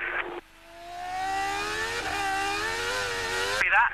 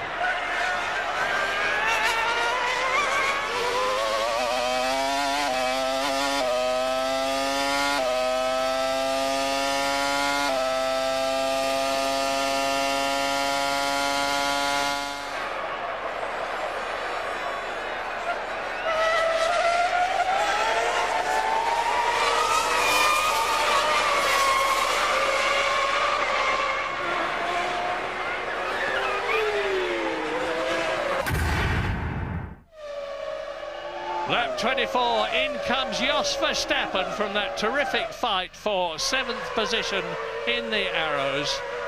He's had to 9th position, he's had to yield it to Ricardo Zonta now, and the orange Arrows mechanics attack the car. Yes, he was in 7th when he came in. The fact that he's so slow in the pit lane, the other two passed him out on the racetrack, so Verstappen was in a pretty solid 7th place, and away he goes. It seems like a relatively straightforward pit stop. And Louise, what can you tell us? Standing here with Michael Schumacher. Michael, once again, you've gone out of the race in a first corner incident. Talk us through it from your perspective. Yeah, basically quite easy. I was going for turning in for the corner from the outside line to get a nice exit for the long straight to make it a run at Coulthard. And then I was bumped off from the back. What part do you think that the McLarens played in that incident? Not very much. I mean, basically, Fisichella came from behind, and he is the person to watch out for cars in front of him, not to run them over. I mean, there is limits to what you can do, and you have to adapt to the circumstances, and he clearly didn't do that good enough. Bearing in mind the controversy that there's been between yourself and David over start manoeuvres, were you kind of expecting him to pull a move on you like he did? Listen, I'm out of the race not because of David. I'm out of the race for Fisichella, and that's it, what you can say about it. Thanks, Michael. Yeah, I've got to disagree slightly with Michael. I understand what he's saying, but he took the line. He really closed Fisichella out. He went into Fisichella's space, and Fisichella was unable to slow down. It was no better than 50-50 in my view, Murray. I don't know where you're at on that one. Well, I agree with you. You know, I tend to stick up for Schumacher more than most people, but I'm with you on this occasion. And that's cost him another 10 points to the 30 he had already lost through failing to finish this year. And you're looking now at Rubens Barrichello back with Pedro de la Rosa in the Arrows. He's caught and passed the Arrows once already this year, this race, and he's going to do so again to regain 4th places. But remember, in Austria, De La Rosa lost a certain points position as the result of the breakage of an oil union, which just cost a few pence. Look, we've got a strange guy walking down the side of the racetrack in a raincoat on the grass, and what on earth is he doing? Crossing the racetrack during the Grand Prix, and clearly either a bit too much beer there, or he's hit his head on something, because he's not being sensible at all. I've never seen this before. Have you ever seen it, Mary? Well, I've seen a lunatic in Brazil just as the race was finishing, rushing out.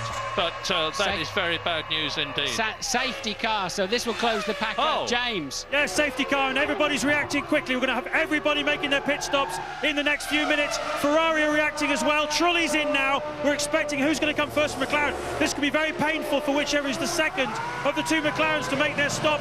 And Ferrari are reacting as well. They're going to bring Barrichello in and fuel him to the end. Amazing turnaround. Fantastic development this is. That lunatic, whoever he is changing the complexion of the race on lap 26 out of 45. We're not seeing what is happening to him, but as if there he is, he's got some sort of a Mercedes-Benz slogan on the back of his plastic Mac. And this is going to cost somebody dearly. Two McLarens running line astern. One of them's going to have to queue in the pit lane. And it's a question of, will they catch that safety car? 4.25 mile racetrack. Will they actually catch the safety car before they come around to the end of the lap? The Jordan made good use of the situation.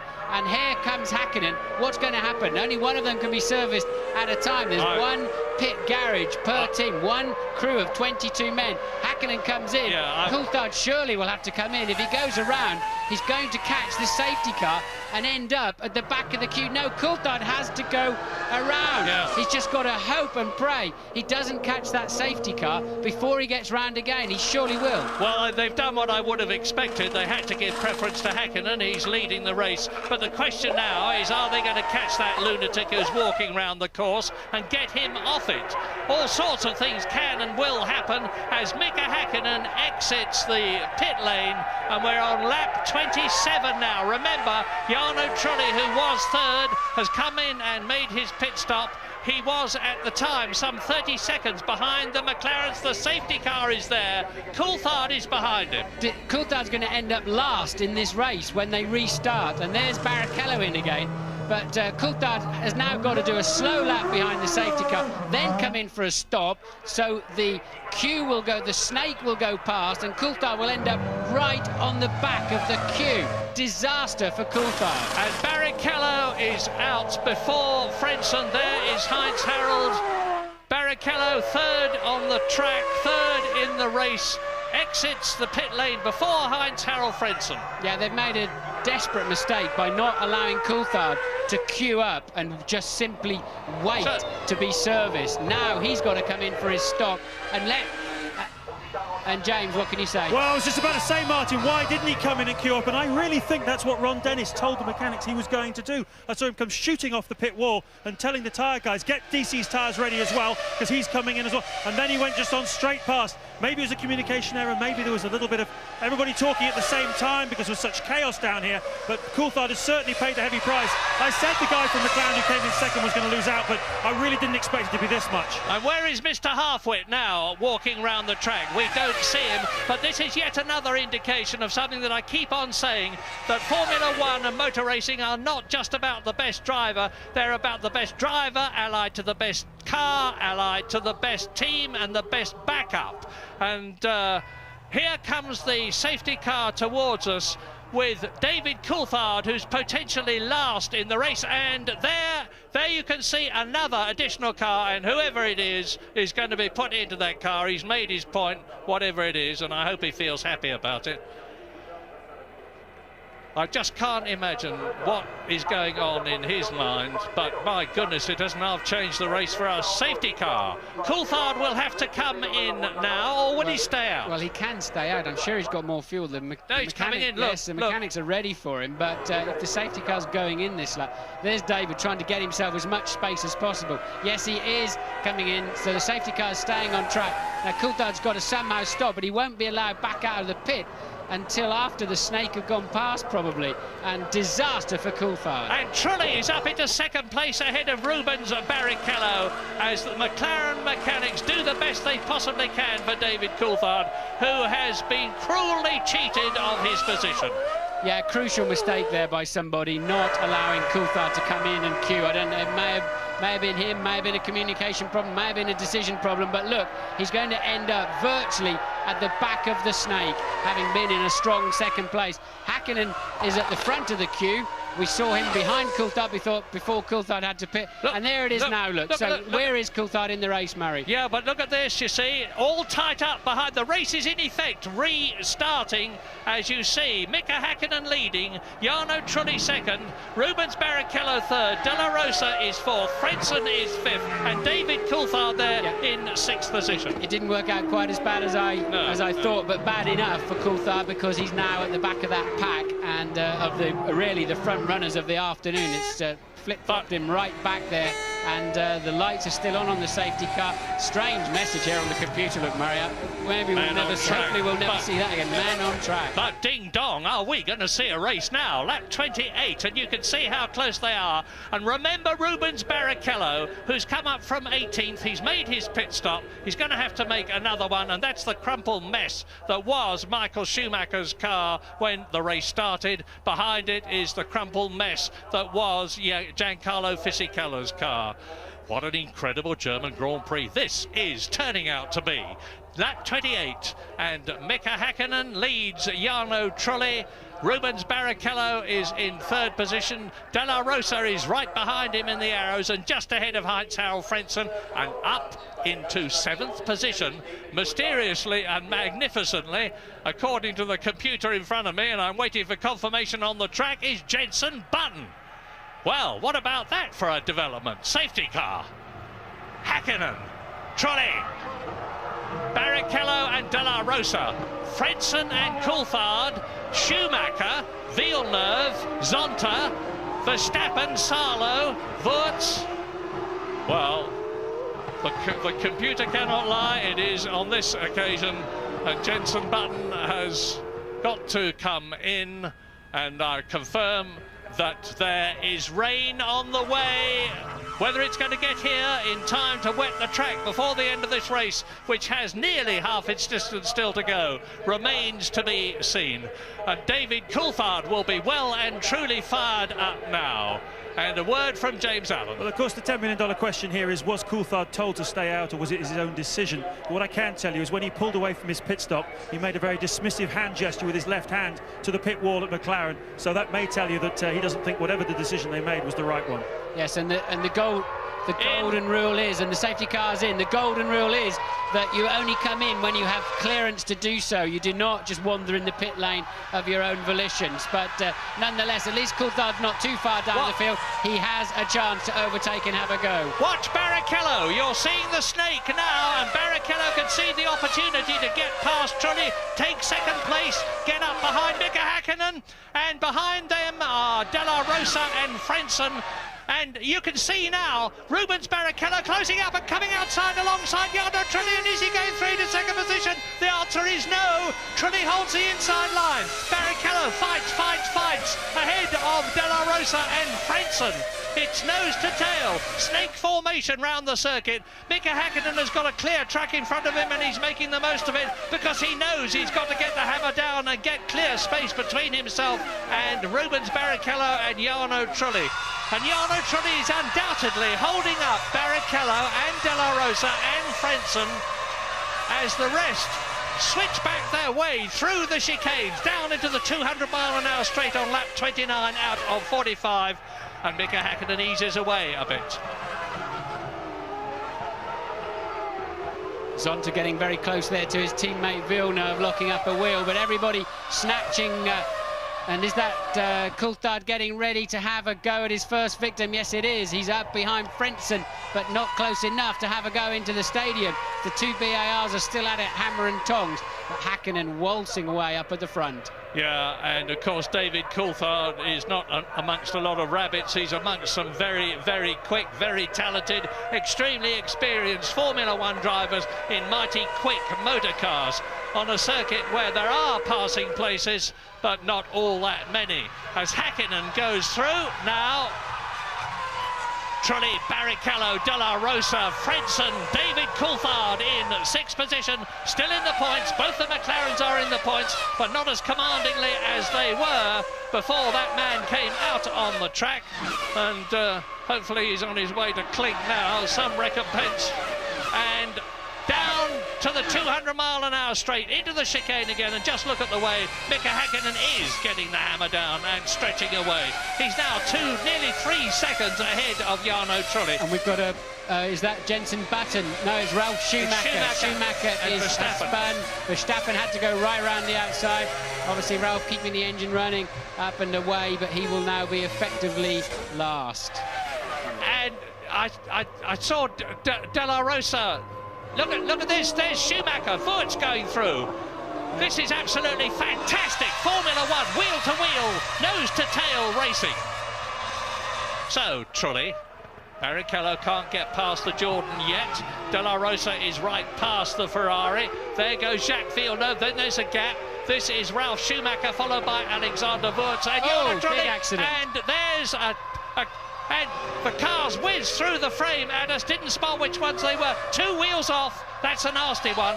That could be another pace car, could be another safety car situation with so much debris. Safety car is standing by, I see, but that was it's Pedro Diniz. But it's a Prost that's in the wall. I don't know which one. Well, Pedro Diniz was with a Lacey. Yeah, so Lacey in the wall. He's out of the car, look, so he's okay.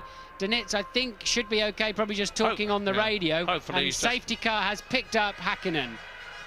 And Häkkinen will be caught by Jarno Trulli. He has been. Jarno Trulli will be caught by Rubens Barrichello. He has been. Rubens Barrichello will be caught by De La Rosa. He has been.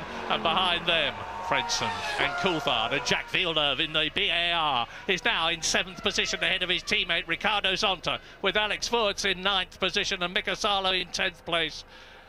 And let's have a look. This is a replay. Yes, let's see. I think, look, Diniz cuts in, look, and just drives into the side of a Lacey. That's why Lacey was upset. They were side by side. Diniz went to take line with a Lacey completely in the way. And there it is again. Surely Pedro knew he was there. Well, Louise Goodman was talking to a Lacey earlier today, and she said, do you want rain in this race? He said, I want thunderbolts and satellites, anything to help me.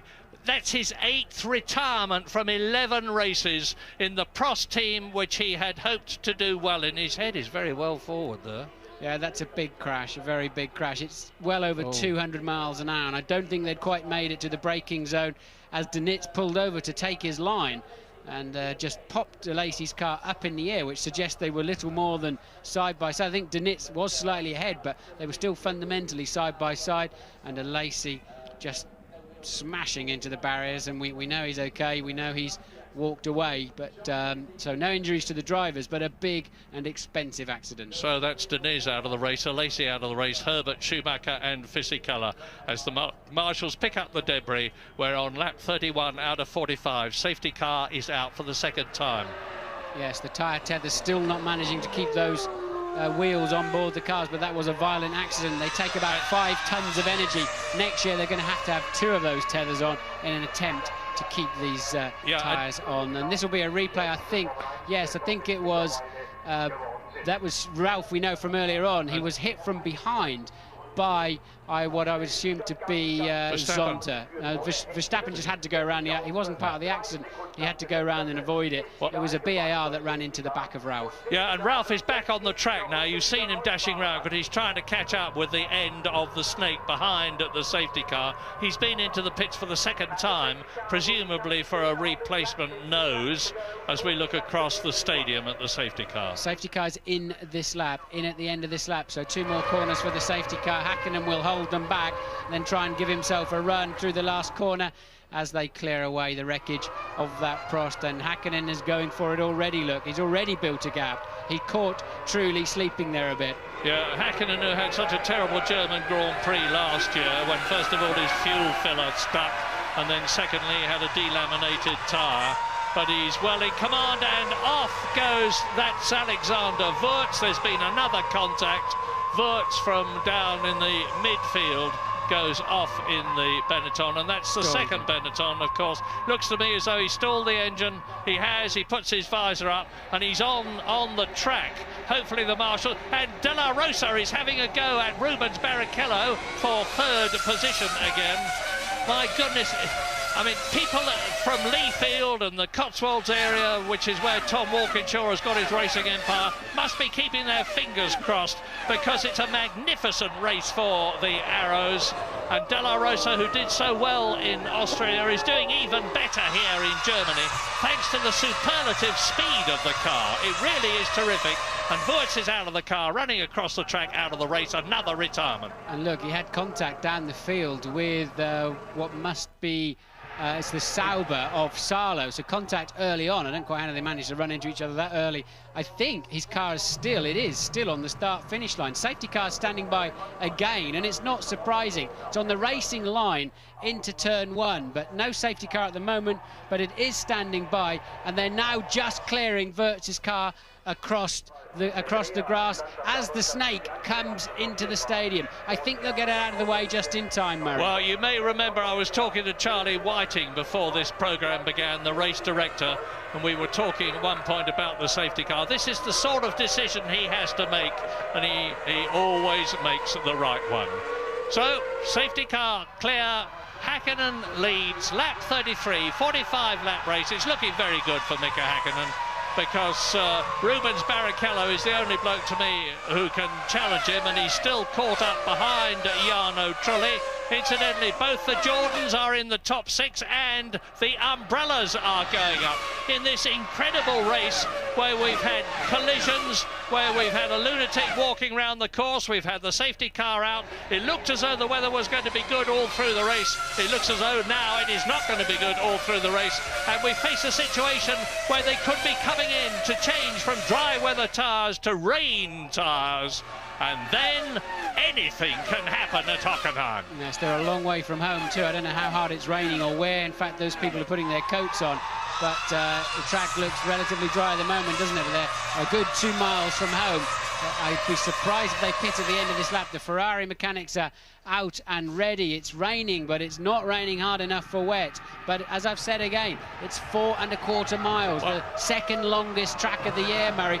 You can't afford to be out in the trees there on the wrong tyres if there's a downpour. Well, yesterday's Formula 3000 race was decided by tyres, because Thomas Scheckter, world champion Jody Schecter's son, in his only his second Formula 3000 race, was brilliantly leading it, and his teammate, the Czechoslovakian Thomas Enger, came in and changed from look at the rain, look at the rain, look at the rain.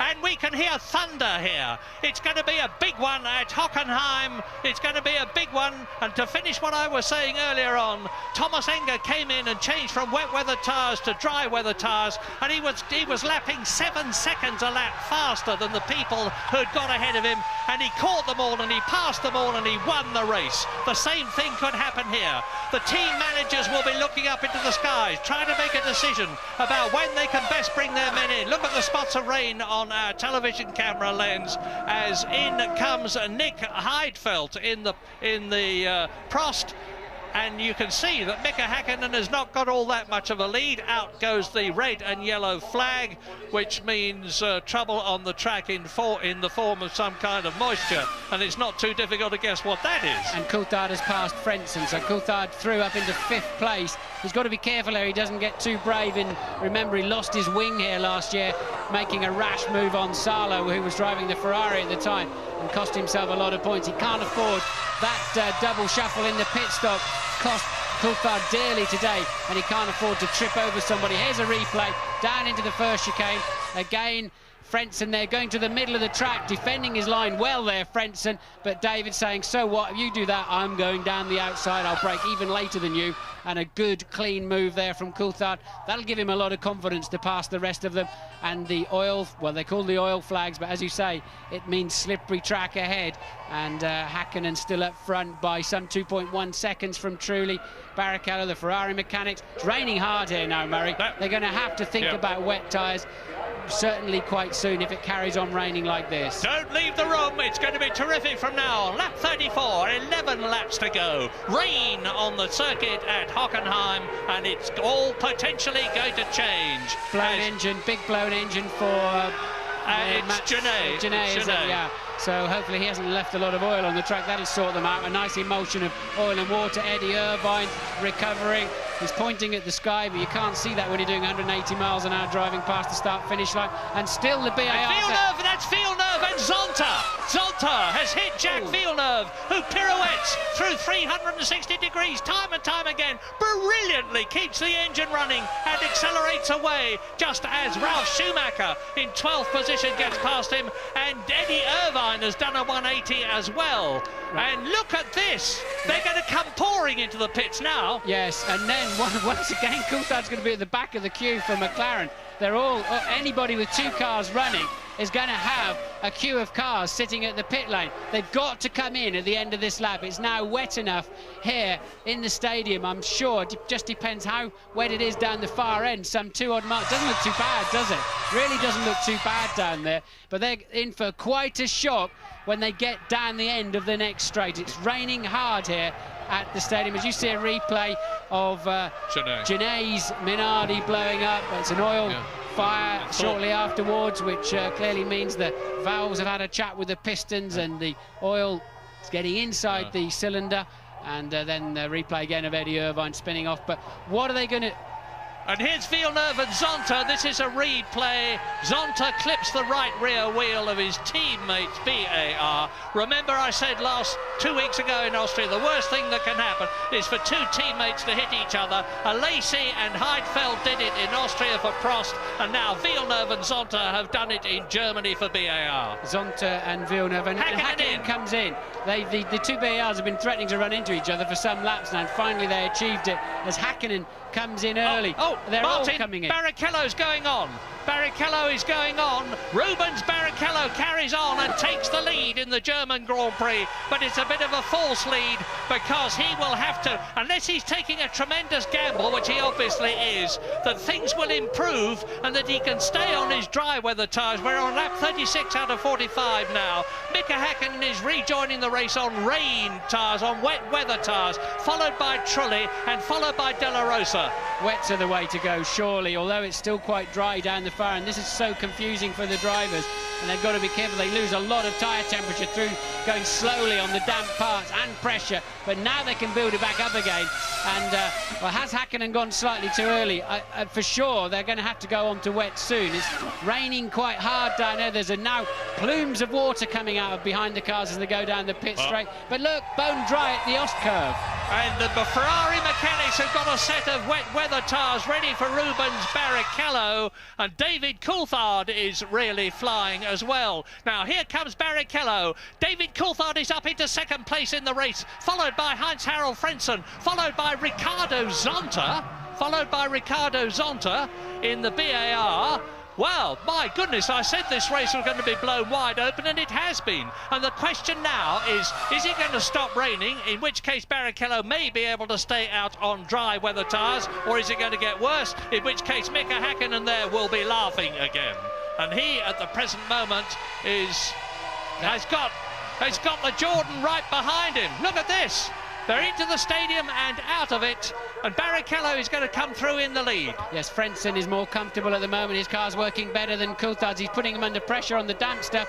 Coulthard finding a bit of traction. You cannot believe how easy it is to swap ends, just put a millimetre too much throttle, and Barrichello goes again, and Coulthard goes again. They're saying, OK, I'm happy with the grip at the far end, and I'll put up with the slippery stuff at this end. We'll go for another lap. And there's the tyre blankets remaining on Barrichello's tyres as he leads the German Grand Prix. Lap 37, you're looking at Rubens Barrichello, followed by David Coulthard. We're coming back, but we're going for a break.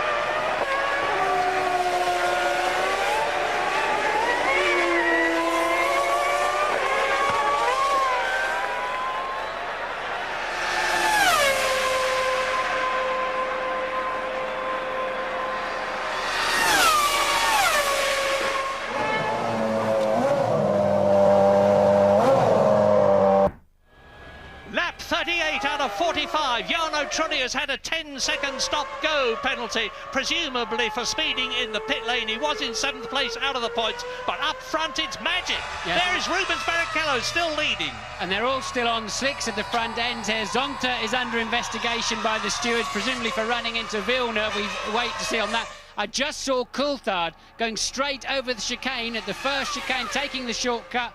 He may get a penalty for that. He did not gain, he did not overtake anybody, but I don't think he saved the position either. But Coulthard struggling a little bit with these conditions. Frentzen all over him, and Barrichello staying out front now, and look how wet it is. Rooster tails behind the cars. Remember, they are on slick tyres, and Zonta is staying with them, and Coulthard really struggles now when he gets to the stadium area. Frentzen all over him once again. Frentzen, attack, attack, attack! That's Coulthard's McLaren in front of him. But look now, Häkkinen, 1 minute 55 on wets. Coulthard runs wide, Coulthard runs very wide, and Frentzen doing well. He's got to come in this time, David. And Frentzen, they should be in this lap. They're now slower than Häkkinen on wets. Zonta goes off. Zonta in the wall, as you can see. They should be in this lap, and Coulthard in. Coulthard is in the pits. But Frentzen goes through and takes second position. He's taking a tremendous gamble. So Frentzen goes up into second position. Here are the Ferrari mechanics taking second place. He was David Coulthard in for wets, but he's losing places. There are going to be 6 laps left at the end of this race, and it's going to be a quite incredible situation as Mika Häkkinen attacks in the McLaren. So good stop there for Coulthard, 7.6 seconds. I think Frentzen made a mistake somewhere, because Häkkinen has now taken him for what will be second place. Coulthard joining the track quite late though, so Coulthard coming out with Ralf Schumacher. That's 9th place for David Coulthard. Just won't work out for him today. Now Mika Häkkinen is lapping 1.2 seconds on wet weather tyres, faster than Rubens Barrichello on dry weather tyres, and Barrichello is on lap 39 out of 45. But look, Frentzen's got back past Häkkinen again, so Häkkinen obviously losing some grip somewhere. Remember, he's on wet tyres on this dry part of the racetrack. And incredible, Häkkinen can't find any traction. And then when they get to, now did Frentzen make a mistake? Yes, he did, look. He went across the chicane, so he's yielded to Häkkinen. That's how Häkkinen got in front of him. And then later on, Frentzen retakes Häkkinen. Yeah, I think it was a very sensible move of Frentzen's to let Häkkinen pass, because he would have had to come in for a stop-go penalty at least for having benefited from going off. But here is a man who is not going off at the present moment. Rubens Barrichello. Is he going to win his first Grand Prix? He's had second places for Jordan. He's had second places for Ferrari. He's never won a Grand Prix, and this is Rubens Barrichello's 123rd race. He could be in the running as winner, because he is not being caught by David Coulthard or Frentzen. Now look, Häkkinen has just taken Frentzen and then pulled away about 7 or 8 seconds when they get into the wet stadium zone. So it's a complete yo-yo around the track. Now, let me just give you the positions. Lap 40, Barrichello is leading Häkkinen by 10 seconds. David Coulthard is third, and Heinz-Harald Frentzen is fourth. Mika Salo is fifth, and Jenson Button is in sixth position. And Frentzen is pulling out of the race. Frentzen on the start-finish line here with some problems, so Frentzen is out of the race. We're going to take a short break, be back very quickly.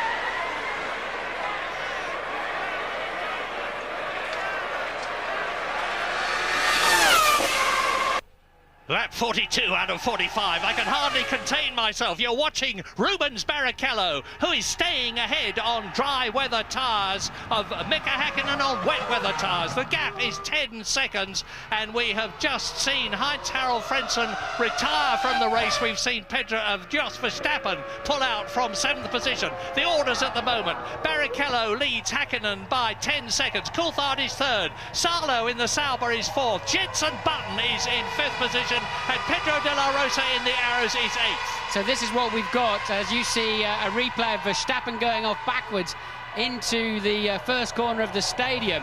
Häkkinen's losing 3 seconds to Barrichello out in the countryside where it's dry, and then making it all back up in the stadium. But it's pretty much status quo, so Barrichello can stay roughly 10 seconds ahead of Häkkinen.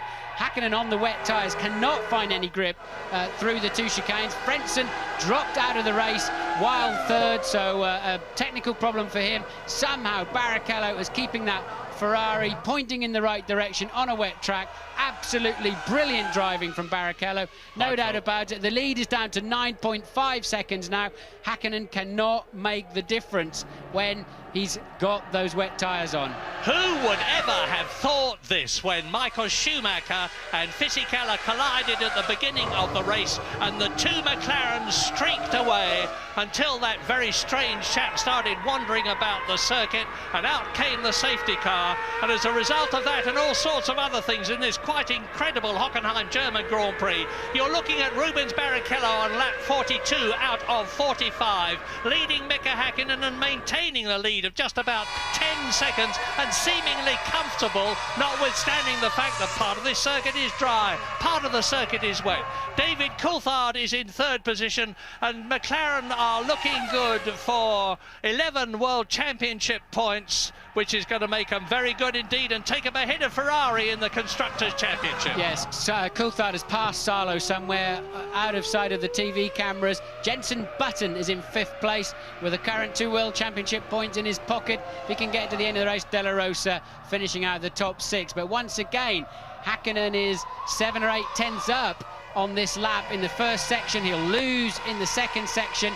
He is ever so slowly catching Rubens Barrichello, but it's very much a tale of a track of two parts. Yeah, if he's catching him at half a second a lap, it's about all that he is doing, and the gap is still over 9 seconds, so that's 18 laps, and there's only 4 laps left in the race, only 3 laps left very shortly, because here comes Rubens Barrichello to complete his 42nd lap, start his 43rd, P2, 3 laps to go. That is the sign that is going to be held out to Mika Hakkinen. Yes, and Barrichello still keeping it pointing in the right direction. Remember, he started this race in 18th position. Michael Schumacher tripped up with Fisichella into the first corner of the first lap. They were out immediately. Johnny Herbert broke down early on. Then there are a series of incidents in the midfield, cars tripping over. They were running very close from 5th through to 19th. A series of fairly big accidents, including Jean Alesi, one of them. Then the rain started coming down, and just before that we had a strange guy wandering around the racetrack. They had to bring out the safety car, closed up the pack. Coulthard lost out because he had to wait another lap. Only one pit facility per team, and put him back down the field. He's back up now to 3rd place. Hakkinen driving brilliantly until he pitted too early for his wets. Barrichello has stayed out on those slick tyres.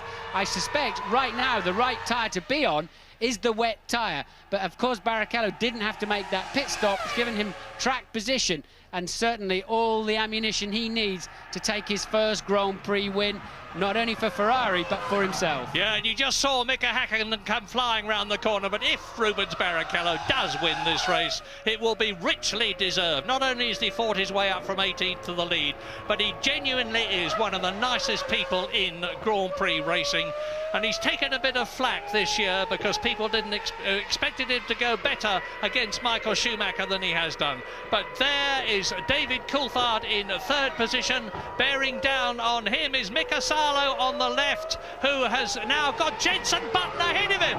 So Jenson Button is up into 4th place, and he's had 2 5th places this year. The young Englishman, he's only 20 years old in his first season of Grand Prix racing, and is potentially going to be replaced by Juan Pablo Montoya in the Williams team next year. He's driving an absolute storm of a race. He is a natural. This is the first time he's driven at Hockenheim. He's not used to driving in wet weather. And just look at the way he's going. He's pulling away from Mika Salo, who is in 5th position, and Pedro de la Rosa in the Arrows, who is in 6th place. And Rubens Barrichello is now on his penultimate lap, his last lap but one. Yes, and remember, Jenson's really kept his head well this afternoon. He had a terrible first half of the race. He started plumb last, having stalled on the dummy grid, was running last but one, but now when the chips are down and everybody's having problems, he's really cutting the mustard up there in 4th place, just 5 seconds behind Coulthard. Ride with Rubens, it's a joy, and he's now 12 seconds ahead of and pulling away from Mika Hakkinen on lap 44 out of 45. And you know, I have to say it again, in Formula One, anything can happen, and it usually does, and everything has happened in this quite amazing motor race. Rubens Barrichello turns through the centre curve. He's coming down now at nearly 200 miles an hour to turn 11 out of 15 on his 44th lap out of 45, with a comfortable lead over that man, Mika Häkkinen, double world champion. And there behind Mika Häkkinen, you can see it's Coulthard. I apologise. I was going to say, what's Jenson Button doing there? There is Jenson Button with Sarlo and De La Rosa, and behind De La Rosa is Schumacher. Yeah, Button 5.1 seconds behind last time over the start-finish line, and they're about even Stevens in the first section, so I don't think Button's got enough laps left to do anything about Coulthard. They're running similar pace, and it's now Häkkinen beginning to fade away. Those wets getting too hot. Barrichello can hack it on the wet track with the slicks, just squeezing that throttle oh so gently as he now heads into his final lap, taking the go-kart line around the outside, using all the old bits of tyre and debris to find that extra grip that you have in these slimy conditions, and the Ferrari mechanics running to the pit wall, Murray. If you believe in Ferrari, get down and pray, because Rubens Barrichello is on his last lap in what looks like being a magnificent first ever and absolutely brilliant victory. The gap between himself and Mika Häkkinen has been reduced marginally, but is still over 11 seconds as you watch the Finn coming home for what looks like a certain 6 World Championship points, which could have been 10. Yes, talk about damage limitation. Certainly with Michael Schumacher out the first corner, this is the best Ferrari could have hoped for.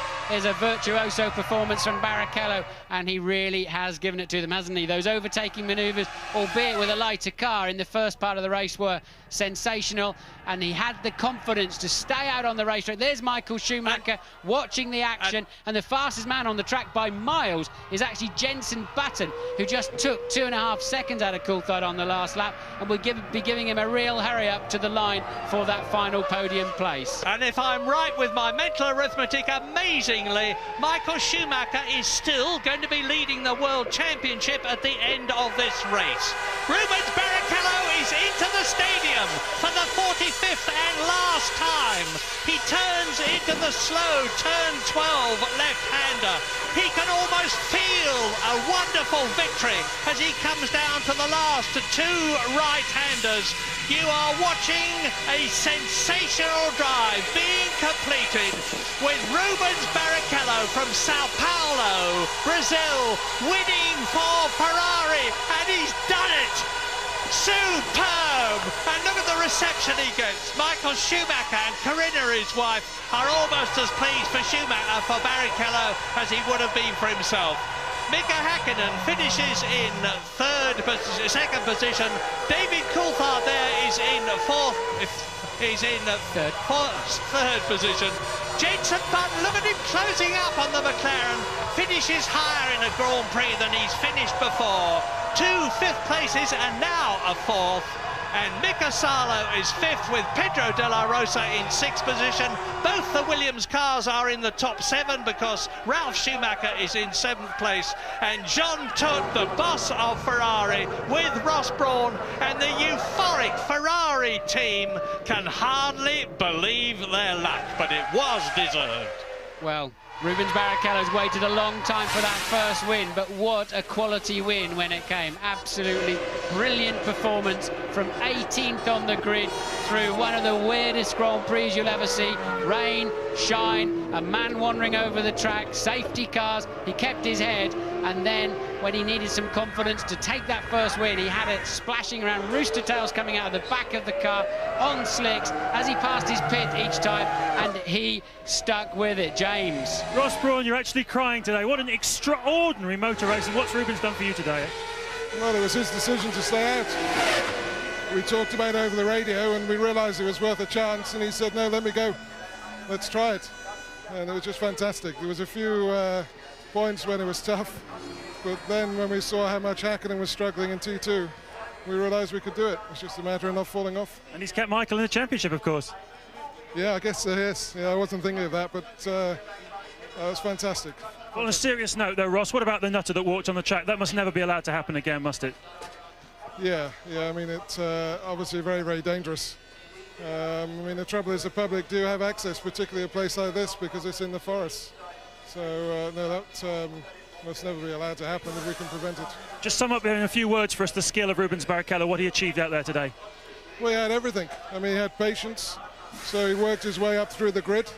We took a 2-stop because we thought it was worth a chance. And yeah, he called the decision for tyres at the end, to stay out and give it a go.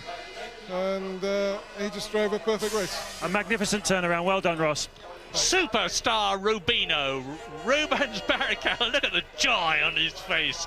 And in this incredible race, Michael Schumacher, who has not scored points for the last 3 races, still leads the championship. And Coulthard and Häkkinen are tying with each other, 2 points behind Michael Schumacher. 56 points for Schumacher, 54 points for Coulthard and Häkkinen, and Rubens Barrichello is only 10 points now behind Michael Schumacher. This has had it all. Well, in the next door comedy box are the Brazilian commentators, and they are absolutely, as you can imagine, ecstatic. That must be the first Brazilian driver. Brazilian win since Senna won back in '93 for McLaren. Yeah, that's right. And Luciano Berti, the Jaguar driver, who substituted for Eddie Irvine so superbly in Austria, is standing with just the width of the glass between us, and is he a happy boy? Because he's a great friend of Rubens Barrichello's and lived until recently in the same house with the young Brazilian. Well, Michael will be very pleased. That certainly saved a part of his day at least, and Rubens Barrichello waited 123 races for this win. So well done to him. I can't think of anybody who will not be happy about that in the Formula One paddock. No, as I said earlier on, he really is a charming person. You don't hear a hard word about him from anyone. With the possible exception of some McLaren people, of course. Well, absolutely. But they won't be unpleasant words, because he richly deserved that victory. And to recap, Rubens Barrichello wins the 11th race in this superb World Championship Series of the year 2000 by 7.4 seconds from Mika Häkkinen. He beat him fair and square. You heard Ross Brawn saying that Rubens made the decision about whether he would stay on dry weather tyres or come in for wet weather tyres. He made it right. He beat Häkkinen, but McLaren are now leading the Constructors' World Championship, which is some recompense, as a delighted Michael Schumacher joins a euphoric Rubens Barrichello, who I do believe is in tears. Not strictly legal, you're not allowed to be in the Parc Fermé, but I don't think anybody will mind too much with Michael going in there and enjoying that moment.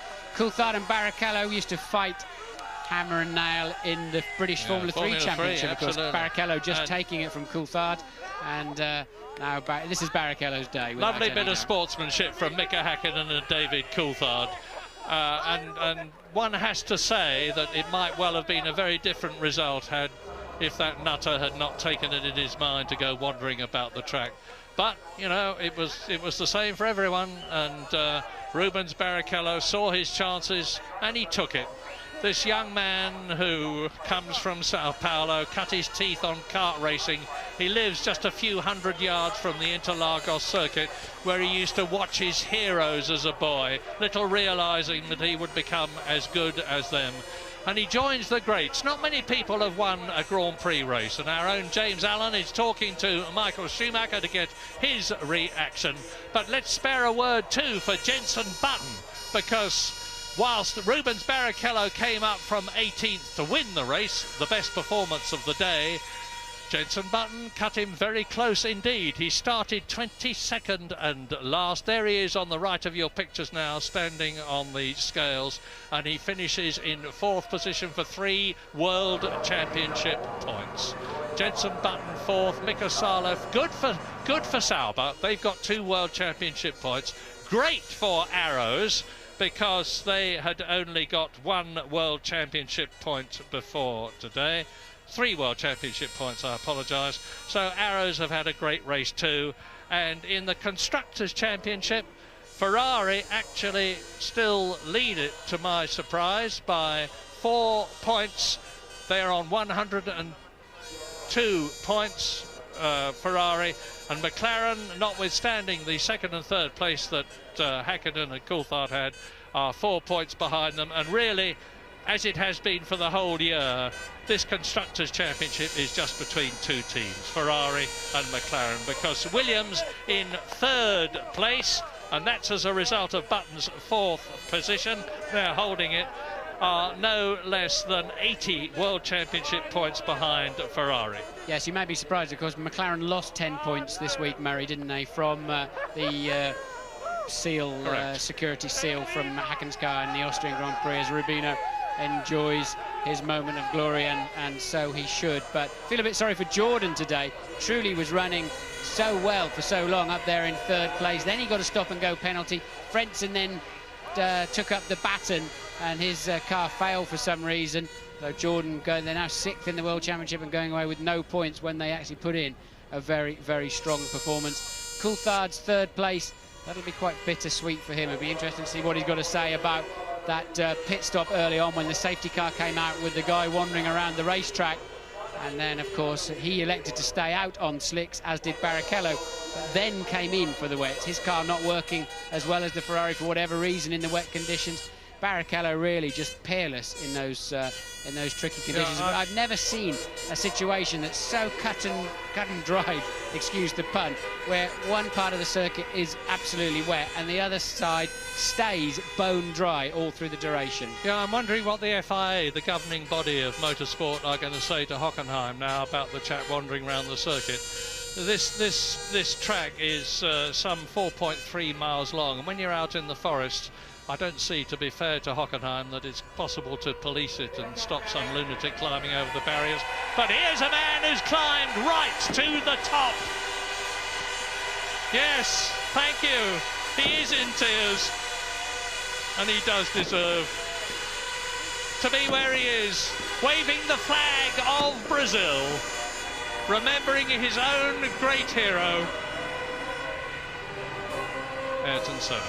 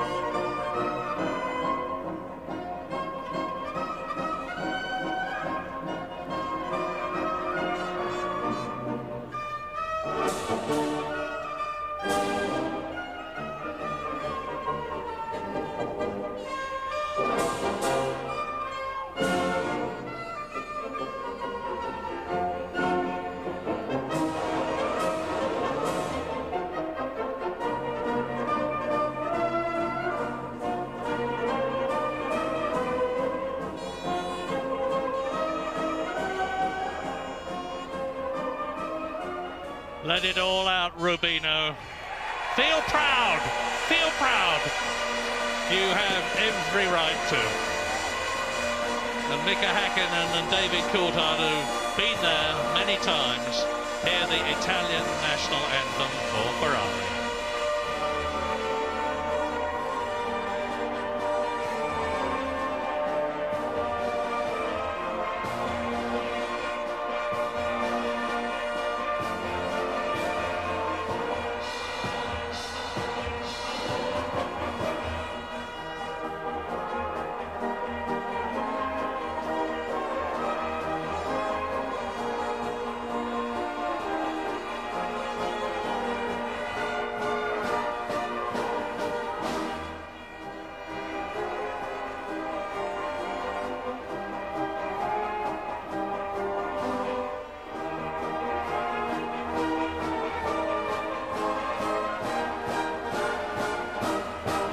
Well, I thought I'd seen it all. I hadn't seen the combination of circumstances that we've had here at Hockenheim today, which have given us a truly memorable race, which has resulted in the World Championship becoming even closer than it was before. And we've still got the Hungarian, the Belgian, the Italian, the American, the Japanese and the Malaysian Grand Prix to look forward to and to savour in this wonderful year of Formula One, which just gets better and better all the time. So, Rubens Barrichello gets his trophy from Erwin Teufel, who's the Chief Minister of Baden-Württemberg, and Rolf Oberwerder gives Mika Häkkinen his, and David Coulthard gets his trophy. And of course, the Constructors' Trophy goes to Ferrari. And it's yet another victory for the Maranello team, unexpectedly after what happened to Michael Schumacher at the very beginning of the race, thanks to the skill, the determination and the racecraft, the brilliant racecraft of Rubens Barrichello, who celebrates his first win of the season and ever in his career, very fittingly. Thanks very much indeed, Murray. Well, not the Ferrari winner the majority of the Hockenheim crowd wanted, but he'll do for me and for the majority of the world of Formula One as well. A very, very popular victory indeed for Rubens Barrichello. Worst day of the year yesterday for the Brazilian. His words, not mine. Slightly different today. Barrichello, you know, he'd retired 6 times here out of 7 races. And Rubens Barrichello in his 124th Grand Prix is a winner at last. We have plenty to talk about. A quite astonishing race. As Murray and Martin have been saying, Martin Brundle will be joining us in the studio. We'll have the views of Tony Jardine. We will hear from the top 3, and we hope to snatch a word with Jenson Button as well. Well done, Rubinho. We'll see you shortly.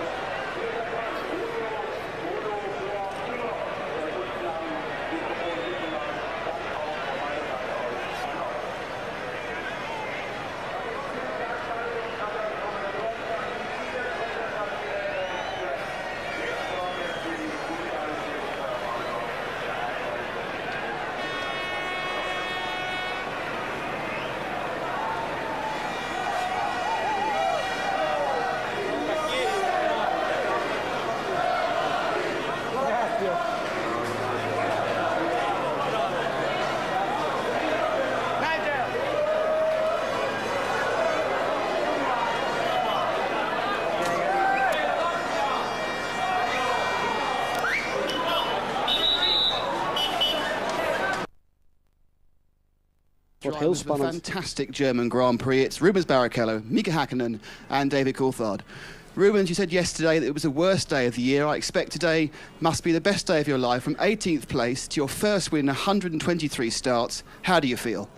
Well, I just feel great. I mean, it was. I mean, I hear the guys saying that the last lap when you're going to win, you know, is such a long lap, and you know, I had lost the taste almost because it was such a long time ago. So it was really the longest one, and I promise you that it was getting a bit more tricky because the rain was coming in separate places, and I was just thinking to myself, you know, that it has to be mine. I mean, yesterday was such a bad day, and it can be good. So let's make it as simple as possible. And I couldn't believe. I'm just, I can't believe my eyes too. Now, obviously, the race was won by your decision to stay out on the slick tyres, groove tyres at the end. Who made that decision? Hey, I mean, we are a team. We are a big family, and Ross said, Mika is coming, and I said, we keep an eye, and let's stay one lap more. And after that lap, he said, just keep on going, Rubens. You're gonna win if you keep that pace. So I mean, it was great because the slicks were doing really well on the straights and the 3 chicanes, but I think it was 7 or 6 laps to go. I flat spot the left front on the 3rd chicane because it was spitting a little bit. So it was worrying because I couldn't see the track very well. But you know, I paid the price, so it was great. Now, you made a lot of positions up with a blistering first run to your first pit stop, but that included obviously that first corner incident where your teammate Michael was taken off. How did you see that first lap? Well, to be honest with you, I only saw that Michael was out of the race when I got close to Pedro de la Rosa and Trulli, because then I started to count. I was too busy at that time. And then I just then realized that he wasn't on the track. Rubens, thanks, mate. Congratulations. Mika, you managed to vault yourself from 4th to 1st at the start there. How did you make such a good start? It was fantastic start. I have to admit, something like that doesn't happen often. I mean, certainly me and David, we do practice that a lot in the test days, but this was one of the starts what was definitely goes in record books in my career. I think thanks for the team. You know, it was also part of the team who created the tactic for the start that way I'm able to make a good start, and I knew that, you know, if I don't get in a good position in the first corner, then the life's gonna be very difficult after that. But it worked. Thanks. You almost had the race won when at the beginning of the first safety car period, you came in the pits and David didn't. Now, whose call was that? Because in the past we've heard the man on pole position gets first call of pit stops. Well, the team called me in, and I have to obviously follow the order, and the decision came to my favor. I still a little bit surprised, to be honest. I mean, it probably could do a little bit differently, but after all, you know, it was in my favor, and that's it, really. Looking back now, do you think it was the right decision to change to wet tyres at the end of the race? One sense, if you think about it, I could be on a barrier. If I would have kept the slicks, I would have go off. I mean, our car was a quick car today, but not easy to drive. So if we would have continued in slicks, our life would have been really, really difficult. So, other hand, you could say we had to be extremely happy about this result. Mika, thank you and well done. Thanks. David, at the start, you made a very definite one move across Michael Schumacher. Was that revenge? No, I just got too much wheel spin, and no. And I knew I was making a bad start from when I went off the line, so I just wanted to try and make it obviously as difficult as we're allowed for someone to pass me. But in the end, I don't actually know how close anyone else was behind me. All I saw was Mika passing me. How frustrated were you sitting behind the safety car, that first safety car, knowing everybody else had changed their tyres, you hadn't? It looked at that point like you'd be lucky to score any points, and that the team had called Mika in rather than you. Well, that's maybe how it appears. In actual fact, it was just a little bit of confusion on my part. I was pitting that lap anyway, and I didn't hear the radio in the pit in the what do you call it? stadium. And then Mika pitted in front of me, and at that point I didn't know the safety car was out, so I thought there must be some confusion as to who's actually pitting. So that's why I continued on past, and then I realised the safety car was out. So it's just unfortunate, one of those days when you know, just didn't quite work out. But equally, that could have been a big help had I stopped in that lap. But there you go. You know, I'm still happy to be sitting here with points and getting closer to the championship leader. You waited a couple of laps after Mika to change onto wets at the end of the race. Why was that? Because obviously Rubens was able to carry on the grooves with no problems. Well, I think you're being too simplistic to say he was continuing with no problems. I'm sure from his point of view it was probably incredibly difficult, like it was for everyone else. I wanted to wait, like Ruben said earlier, to find out exactly what the lap time difference was. And then it just got to the point I made a decision just one corner before I got to the pit lane. So it was quite a late call, but I just thought, well, look, this is getting pretty wet here. It looked to me like the rain was flowing right down towards the chicanes. So I thought it might just be the way to go, because if you're only doing tyres, then obviously there's not as big a loss of time as if you're doing fuel as well. I don't know where I would have finished had I stayed on slicks. But certainly at that point when I pitted, I think I was in 5th place or 4th place, and I'm now 3rd. So it's a better for the championship the way it's finished out than the way it was running before the safety car. Because obviously I would have been maybe a little bit closer to Michael or equal with him, but slightly farther away from Mika. Thank you, David. Well done. Rubens, you're now just 10 points behind championship leader Michael Schumacher. You're in 4th place, but do you feel you're now with a shout for the World Championship? Hey, let's talk about this win. I mean, it's been a long time, and it's great to work with Ferrari. I mean, it's really, I mean, everybody is keeping saying number 1, number 2. It doesn't matter. I mean, they give me the car, and the car works perfect. I mean, I was lucky today that you know, it was an accident on the first lap, and the strategy worked out. But it's let's just make some party tonight and enjoy the timing.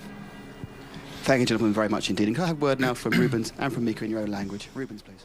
Ja, Rubens Barrichello wil even niet praten over het wereldkampioenschap. Eerst maar eens genieten van deze overwinning. De eerste uit zijn loopbaan. En ja, die laatste ronde. Ze hadden hem wel eens gezegd van die duurt lang hoor, als je op het punt staat om een Grand Prix te winnen. En hij heeft het natuurlijk wel eens meegemaakt in andere klassen, maar hij duurde inderdaad erg lang. Ook al omdat het weer harder begon te regenen en ja, de wagen toch wel zich zeer glibberig gedroeg op het asfalt. Maar hij bracht hem thuis de Ferrari en pakte de overwinning met de normale gegroefde banden en niet op regenbanden. Hakkinen die een bliksemstart had, van de 4e naar de 1e plek buitenom, ja, was toch wel bij met de 2e plaats. Hij werd dus eerder binnengeroepen dan Coulthard, terwijl je normaal gesproken zou verwachten dat de man die op pole position staat, in dit geval Coulthard, het eerste recht zou hebben. Nou ja, Hakkinen zei er zelf niet zoveel over en die was alleen maar blij dat hij op dat moment binnen kon komen. Coulthard toch ook wel tevreden, want ja, als het gewoon een 1-2 was geworden met Hakkinen voor Coulthard, dan had hij ook nog Hakkinen voor zich gehad. En nu staan ze op gelijke hoogte op 2 punten achterstand van Michael Schumacher. En ja, hij zei niet zo heel veel over die situatie. Hij hield het een beetje op een misverstand, dat hij het allemaal niet zo goed gehoord had op de radio. Maar ik denk dat er nog wel even over doorgepraat zal worden bij McLaren, wie daar nu eigenlijk de lieveling is van een team. Coulthard of Hakkinen. Ik denk dat ik het antwoord wel weet. Ja, Jan? Nou, ik denk dat natuurlijk weten we dat Hakkinen een van de favorieten is van Ron Dennis. Maar ik denk niet dat dat hier aan de orde was. Ik vond Coulthard redelijk oprecht toen hij zei van nou, ik denk dat het ook een beetje verwarring aan mijn kant was. Omdat hij zelf wou nog even uitblijven om te kijken wat de rondetijden verschil was met Hakkinen en met Barrichello. Dus dat is begrijpelijk. Barrichello zei ook dat hij gewoon even wat langer uitbleef. En toen was het Ross Brawn die zei van nou, als je dit tempo kunt aanhouden, dan kun je gewoon uitblijven en de race winnen. Dus ja, ik denk dat beetje support is geweest wat Coulthard niet heeft gekregen. Als Coulthard verteld werd van nou, jouw rondetijden ten opzichte van Hakkinen en of Barrichello zijn goed genoeg om je positie te houden, dan had Coulthard met het juiste advies dus ook waarschijnlijk nog een pitstop kunnen besparen.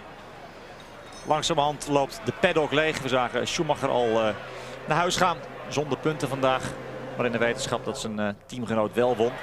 Toen was het allemaal nog zonnig en ging de wave door het motordrome in afwachting van een Grand Prix die zich zeer spectaculair zou ontwikkelen. Hier zoeken de heren coureurs hun posities op de startopstelling. In aanwezigheid van de nodige mooie vrouwen, zoals gebruikelijk in de Formule 1. Met Häkkinen op de tweede rij, op de vierde positie. Dan let zo meteen op hem bij de start.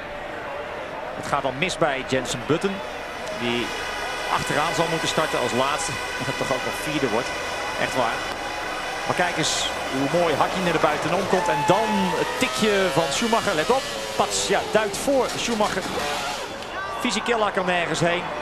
Willy Weber grijpt naar zijn hoofd. Tot schikt ook. En dan de opmars van Rubens Barrichello. Begonnen als 18e aan de race. Vecht hij zich naar voren. Häkkinen voor Coulthard. Slaan een gaatje met Jarno Trulli. En Schumacher ligt eruit. Dat krijgen ze eventjes door. Barrichello heeft dan hier de La Rosa te pakken. En kijk eens hoe ze meeleven. Schumacher niet. Dan maar juichen voor Barrichello. Op dat moment reed hij al een geweldige race. Nog niet wetende wat er allemaal zou komen. En er zou nog veel meer komen in deze Grand Prix. Jarno Trulli achtervolgde Rubens Barrichello. Op de derde plaats. Eddie Jordan kijkt en ziet dan Barrichello pakt Jarno Trulli. Hij ligt dan derde. Heeft 15 plaatsen gewonnen. Het uitvallen van Johnny Herbert en dan deze meneer. Die een hoofdrol zal gaan vertolken op een manier die hij misschien niet in gedachten had. Want de safety car komt de baan op. Coulthard is daar het slachtoffer van.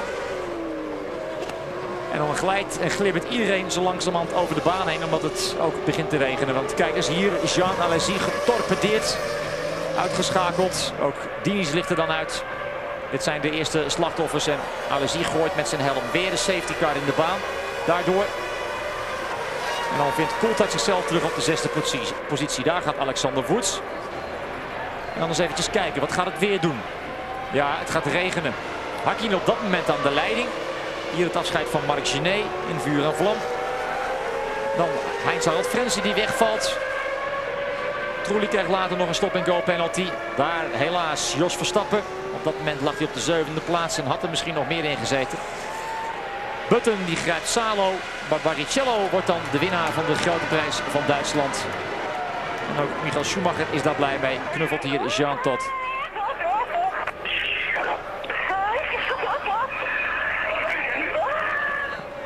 Zo klinkt iemand die heel erg blij is. Ook de felicitaties. Mooi moment van Häkkinen links en Coulthard rechts. De knuffels van de grote Schumi. En laat de tranen dan maar komen.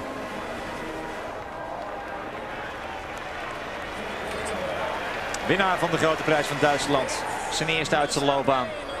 Rubens Barrichello. En de champagne spuit vrolijk in het rond. Rubens op de schouders. En wat een Grand Prix hebben wij gezien. Jan, genoten? Vraagteken. Absoluut, absoluut. Ik ging er helemaal vanuit dat het een spannende race zou worden. Maar dat je natuurlijk twee pacecar situaties krijgt, dat je regen erbij krijgt. En ja, dat Schumacher natuurlijk na 200 meter zoiets gaat overkomen, dat verwacht je natuurlijk helemaal niet. Maar ja, het kampioenschap is natuurlijk briljant voor de rest van het jaar. Zeker wel. Onze volgende afspraak zal zijn in Hongarije, in Budapest. En wel op 11 augustus, dat is een vrijdag. En dan gaat het gewoon weer allemaal verder. Uitslag dus van deze Grand Prix nog even op kaart. Barrichello voor Häkkinen, Coulthard, Button, Salo en de La Rosa ook nog een puntje. Ik heb genoten, u thuis ongetwijfeld ook. En wij zien elkaar over 2 weken terug. Tot dan.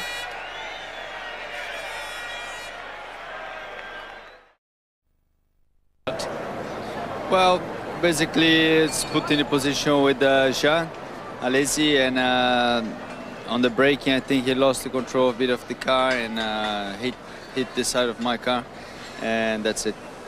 Very, very tricky conditions out there. Were you hoping for a good finish today? Yeah, it would be very nice, but I was very unlucky because when I pit was 1 lap before the safety car, and then everybody else pit with the safety car, basically got a free pit stop, and then I lost all the positions. Better luck in Hungary for you, and thank you.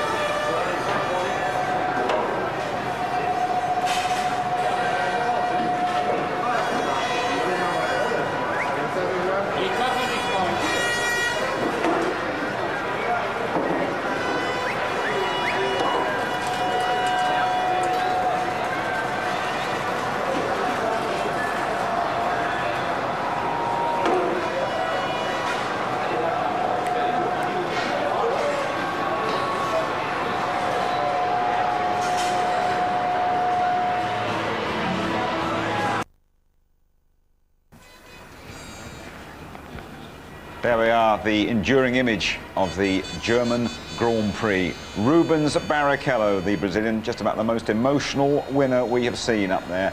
His first Grand Prix victory at last. A reward for patience and a fair amount of bravery as well. Rubens Barrichello electing to stay out and triumphing as well when he started way back down the grid. Here's the press conference. Drivers were fantastic. Championship leader. Got a feeling that that one will run and run. Tony, what's your spin on that? Hakkinen saying that it definitely favoured him, and David Coulthard being, well, diplomatic, I think. I think he was being diplomatic. I mean, we have to look at it that McLaren have missed the chance of having one of their two drivers leading the Drivers' World Championship today. They're both behind. I find it amazing that Michael Schumacher is still leading the World Championship for drivers. It's great for the championship. It's not great for David Coulthard. And it's okay for Hakkinen because he's closed right up, you know, equal with David. But I mean, I am sure that David will go back to motorhome afterwards and say, why couldn't I come in at the same time? Why couldn't I have queued up? Because, and the way he came back, rejoining 6th, to get up to 3rd like he did was a great effort from Coulthard. What's your spin on it?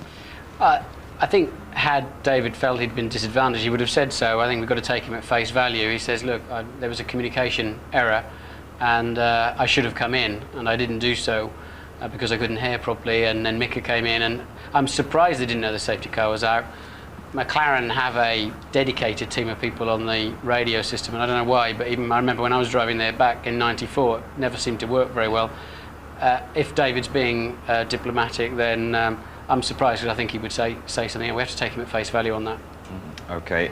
It's a hard old world, F1, isn't it? But even hard bit an old driver like you must have felt a bit of sentiment for your former teammate, Rubens Barrichello. I was delighted for him, really was. I mean, Rubens matured through that year with, 2 years with Stewart. I think Jackie Stewart was a big calming influence on him, and he really matured into a top Grand Prix driver. Some of his performances early on this season I thought were not as good as I expected them to be. Remember, Michael lapped him once and virtually lapped him another time in Imola, and Rubens just didn't seem to be on it at all. But what thrills me about today for Rubens is he won the race. He went and took the race. He didn't luck into it. He didn't reverse into it, inherit the lead or whatever. He went out and won that Grand Prix from 18th on the grid. I mean, I'm not surprised he was howling his eyes out on the grid. I'd have done the same. On the podium, I'd have done the same thing. Absolutely. OK, thanks for the moment. We will be right back to look at some of the key moments of a fascinating German Grand Prix.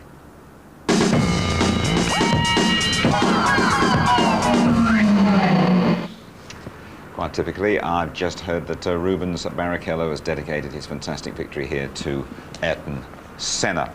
Let's have a look at the start, shall we? It's only Rubens not involved, but another Ferrari was around there, wasn't it? Yeah, I mean, this is not a revenge by David Coulthard, but he did the one move, and he did exactly what Schumacher had done to him at the French Grand Prix. Moved across to protect, but while he did that, ironically, there was a huge hole in the centre, opened up, and of course Hakkinen went through. But what happened there was you saw Schumacher immediately switch sides when Coulthard went across him and went to the outside of the track, to the racing line where there was more grip. Right behind him was Fisichella, and Fisichella had nowhere to go. You know, there's no way the guy could slow down, in my opinion, anyway. Well, not according, okay, he should have seen me, he should have slowed down. But the fact is that Schumacher then came right across in front of Fisichella. And you see again here, because Schumacher's already had to move, here's Giancarlo, hard on the brakes, taps him there, and of course the inevitable happens, and off he goes. But Giancarlo Fisichella, who's had a great finishing this record this year, straight in there, and the wheel coming off and so on. You can see the rear view of it. Now look at Hakkinen, makes a wonderful stop, but look at the gap he's got there as David goes across to protect, and that's perfectly legitimate with the one move. And I thought that was a fabulous move by David Coulthard, but it sacrificed a little bit of timing for him while he was concentrating on doing that, and off Hakkinen goes into that gap. Martin, we're used to pitch invasions and things like that, and the odd streaker here and there in other sports, but Looney's on the circuit in motor racing is a new one on me anyway. Well, he could have killed himself, almost certainly would kill a driver if he ran into him. I mean, I guess we'll try and get this guy in as our studio guest in Budapest or something and find out what he's up to. I don't think we'll bother, I think he's had a few too many Kleiner's beers or something, but that is just crazy. It's bizarre. I've never seen that before. The stewards or the race director, Charlie Whiting, did the only thing he could, pull out the safety car and clear the nutter out of the way. Changed the whole race, though, didn't it?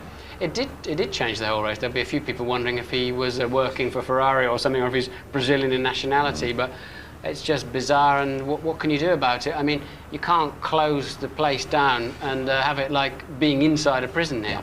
Yeah. Jim, I was just going to say very quickly there, why some students come out and talk to him or rugby tackle him or get him off, because as Martin said, he could have thrown himself under a car. I'm not sure with all those cars flashing around, Tony. Anyway, we're going to have a word now with, apart from Rubens Barrichello, has to be man of the race, doesn't he? Jenson Button, here he is, worked his way right the way through the field, and he's chatting now to Louise. Jenson, brilliant result for you, but I'm going to take you back to the beginning first of all, the bit that didn't go quite so well. Not really. I stalled on the grid just as the lights were coming on, the red lights, going off for the formation lap. The engine cut out, so a bit of a mad panic with all the mechanics and everything, and they got me going, and I had to start in 23rd position, so it was a bit of a shame, but it ended up well, so I think I might start from the back next time, from choice more than not very good qualifying. So we're very happy. Obviously the team did an excellent job in the pit stops, and hopefully we can repeat this again. It's his most successful ever drive. My guess he'll be in a Benetton next season. That's how it looks now. Then just a couple of points in it, 54 apiece to Coulthard and Häkkinen, 2 behind Schumacher. Rubens Barrichello moving up to within 10 points of the leader. And there's the constructors with McLaren. Remember, they lost those 10 points, so 4 now behind Ferrari, BMW and Benetton, 3rd and 4th. Headbanger and a plastic mech. What do we call the bloke? Loony? Nutter? Headbanger and a plastic mech? What else? What are our other contributions? Suffragette. to the understanding of the sort of mentally sick.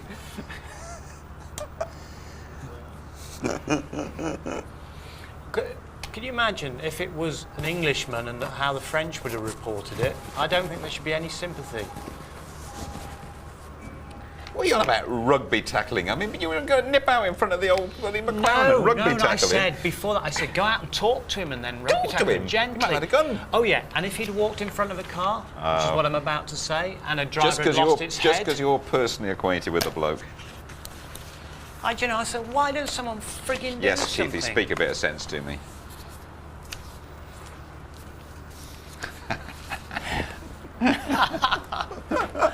No. We should just be happy he kept his clothes on. Oh dear. 11 finished. Barrichello wins at last after 124 races. Tears on the blood of dead again, the victory too.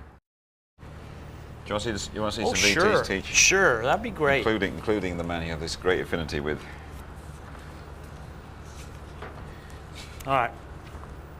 I've seen you wearing one of them Max teach actually. Pack-a-Mac, they used to be called. It's infinitely superior to that crumpled up load of old nonsense that you insist on carrying around with you that my dustman threw away 2 years ago.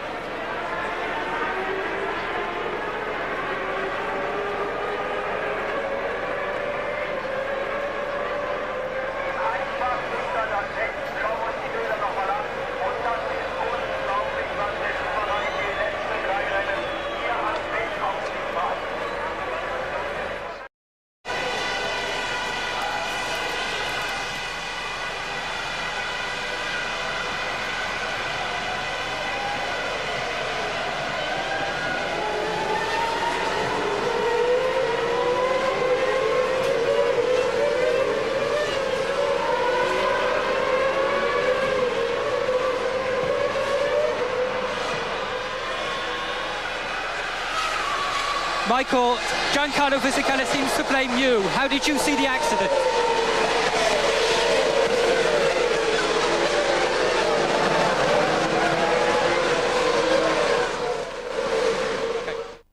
Michael, Giancarlo blamed you for this accident. How do you see it?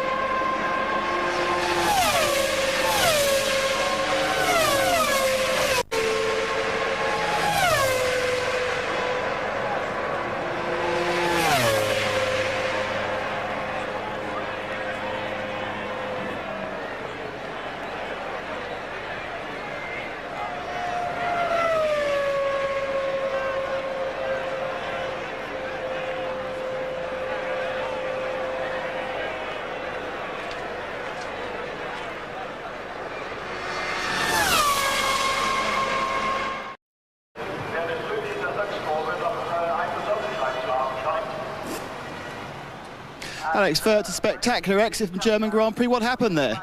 The complete gearbox failure. The gearbox just locked up as I wanted to shift up. And the rear locked, so I came on the grass and spun off. Because any...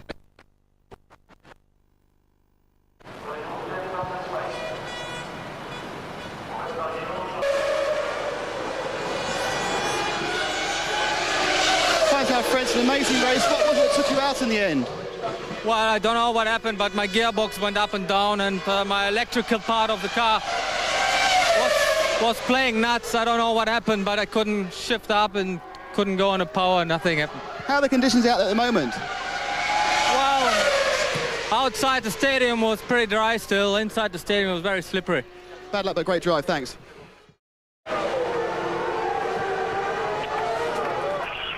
That was unbelievable. Just unbelievable. Great drive.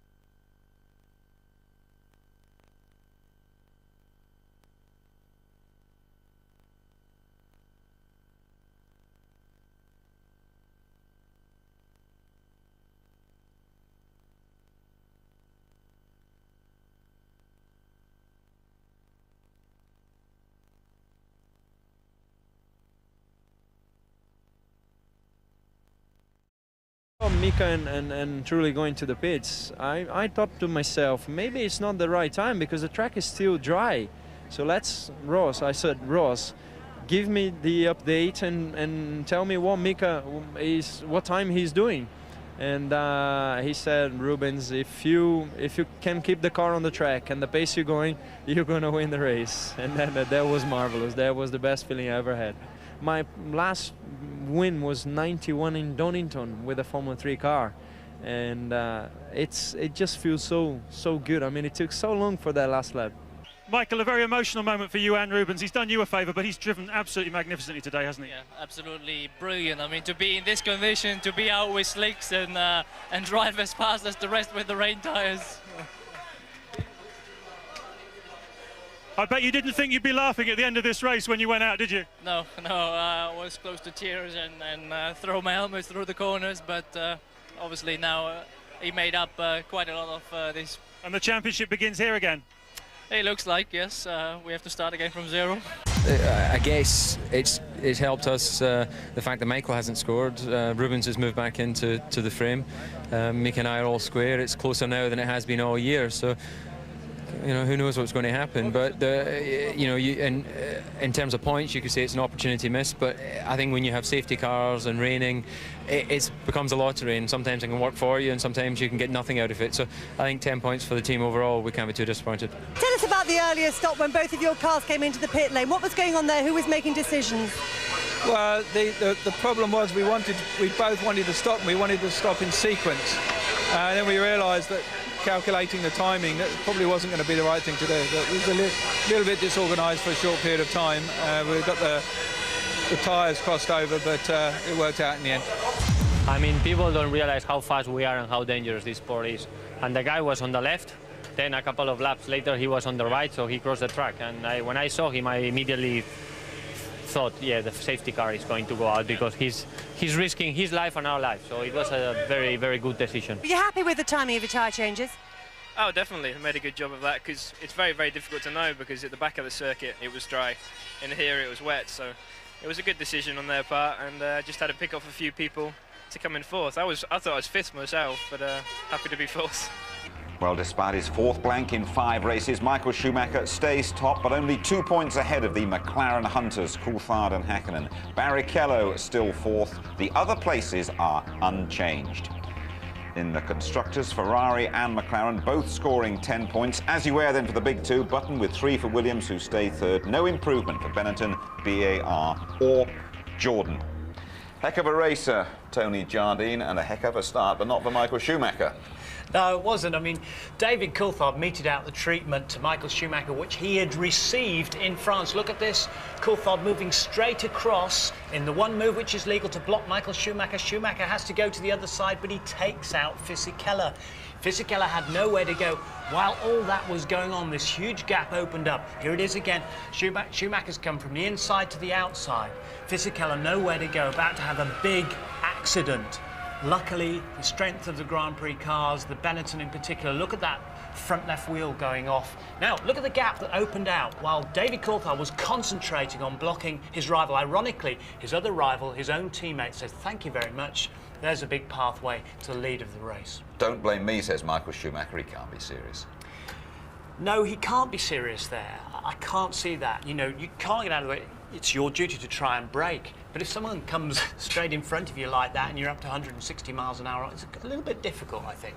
Man of the day here, Rubens Barrichello, starting back in 18th after a dreadful qualifying session and carving his way through the field in great fashion. Superb. I mean, he is a wonderful racing driver. Look at this early on. There he goes past Zonta, who was about to take Villeneuve just after that. But wet or dry here, he's been superb. He's been very, very brave. There he is going past Johnny Herbert, and other people were on 2 stoppers as well. Although he had a slightly lighter fuel load, he attacked from the beginning. There he's going past Pedro de la Rosa into 4th place. It's a superb performance. A smooth driver like this, there he closed in on Jarno Trulli and got into 3rd place. Braved it out, toughed it out there on the inside, and the Ferrari was in good shape, but Rubens was equal to everybody. He was superb today. Tony, I hate giving publicity to people who disrupt sporting events, but this unemployed Frenchman from Limoges, who apparently was sacked by Mercedes a few years ago, not much chance of them giving him his job back. Yeah, had a real sort of factor in this race. Makes me very angry. I mean, this is like suffragette. This is Emily Pankhurst stuff. Could he have, you know, stood in front of a car? He could have done. Nobody came out to try and talk to the guy or try and tether him, calm him, then, you know, take him to the ground or something. There was a risk that he genuinely could have been run over. In 1977, Tom Price hit a marshal. Tom Price was killed, and so was the marshal. The car would have hit that guy at 200 miles an hour. David Coulthard might have wanted to extract his own revenge on that person, because what happened after the guy went on the track had a crucial bearing on the outcome of the German Grand Prix. The safety car had to come out, and that was absolutely the right thing to do.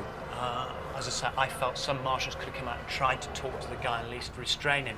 But then, Häkkinen, because he was the lead in the first car, the other cars that had come in, he'd already come in for his pit stop. David Coulthard had to wait while the safety car was going around. He was in danger of falling really far back, perhaps even to the back of the crocodile tail of cars, but he managed to eventually get back out there. Great work by McLaren crew, get to 6th. There are 2 sets of refueling equipment.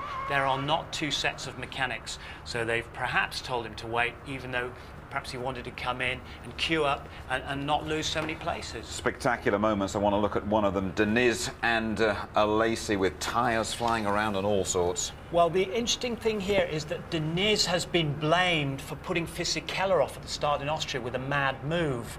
He definitely put Alesi out here, and the veteran there, the veteran Frenchman, was lucky to survive a big crash. Now, this is not Zonta's fault. Zonta had gone on the inside to try and get past Villeneuve. Villeneuve said, I'm not having it. Went outside him, was damp on the curbs, and Villeneuve dropped down to 8th place because of that. Well, next we go to Hungary, live qualifying, 11:30 on the Saturday. The race live at 12:15 and highlights later on that night. Jenson Button, I understand, will be on his way to Benetton next season. He had a terrific race here today. But Hockenheim 2000 will be remembered as Rubinho's day. Good night.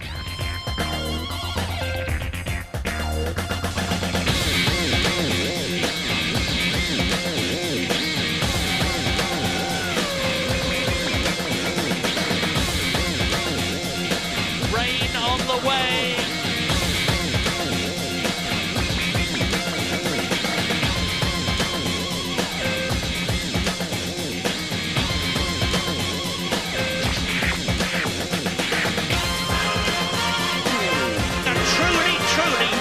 Great drive by Rubens Barrichello.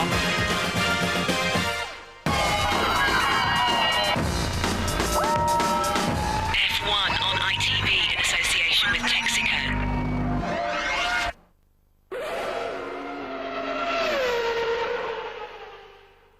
If you would like to know more about Formula One, the website address sponsored by livesport365.com is www.itv-f1.com.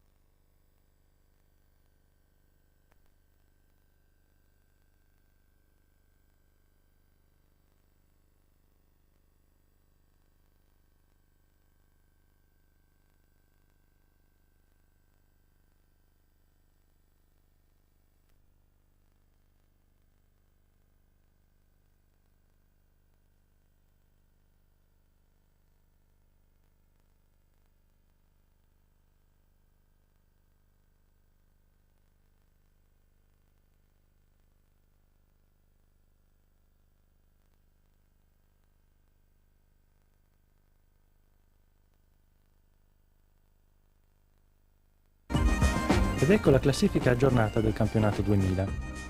Il ferrarista Michael Schumacher guida sempre con 56 punti. A 2 punti David Coulthard e Mika Häkkinen della McLaren.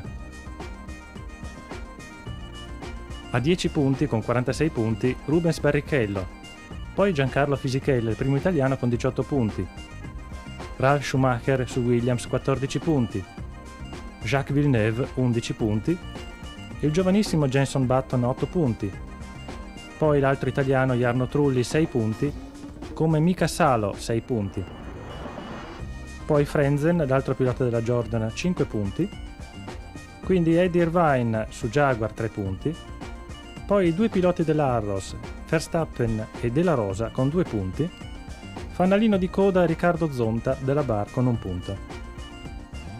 Passiamo ora alla classifica dei costruttori. La Ferrari guida con 102 punti, la McLaren a 98, poi la Williams a 22, quindi la Benetton a 18, la Bar a 12, la Jordan con 11 punti, quindi Sauber 6 punti, Arrows 4 punti, chiude la Jaguar con 3 punti.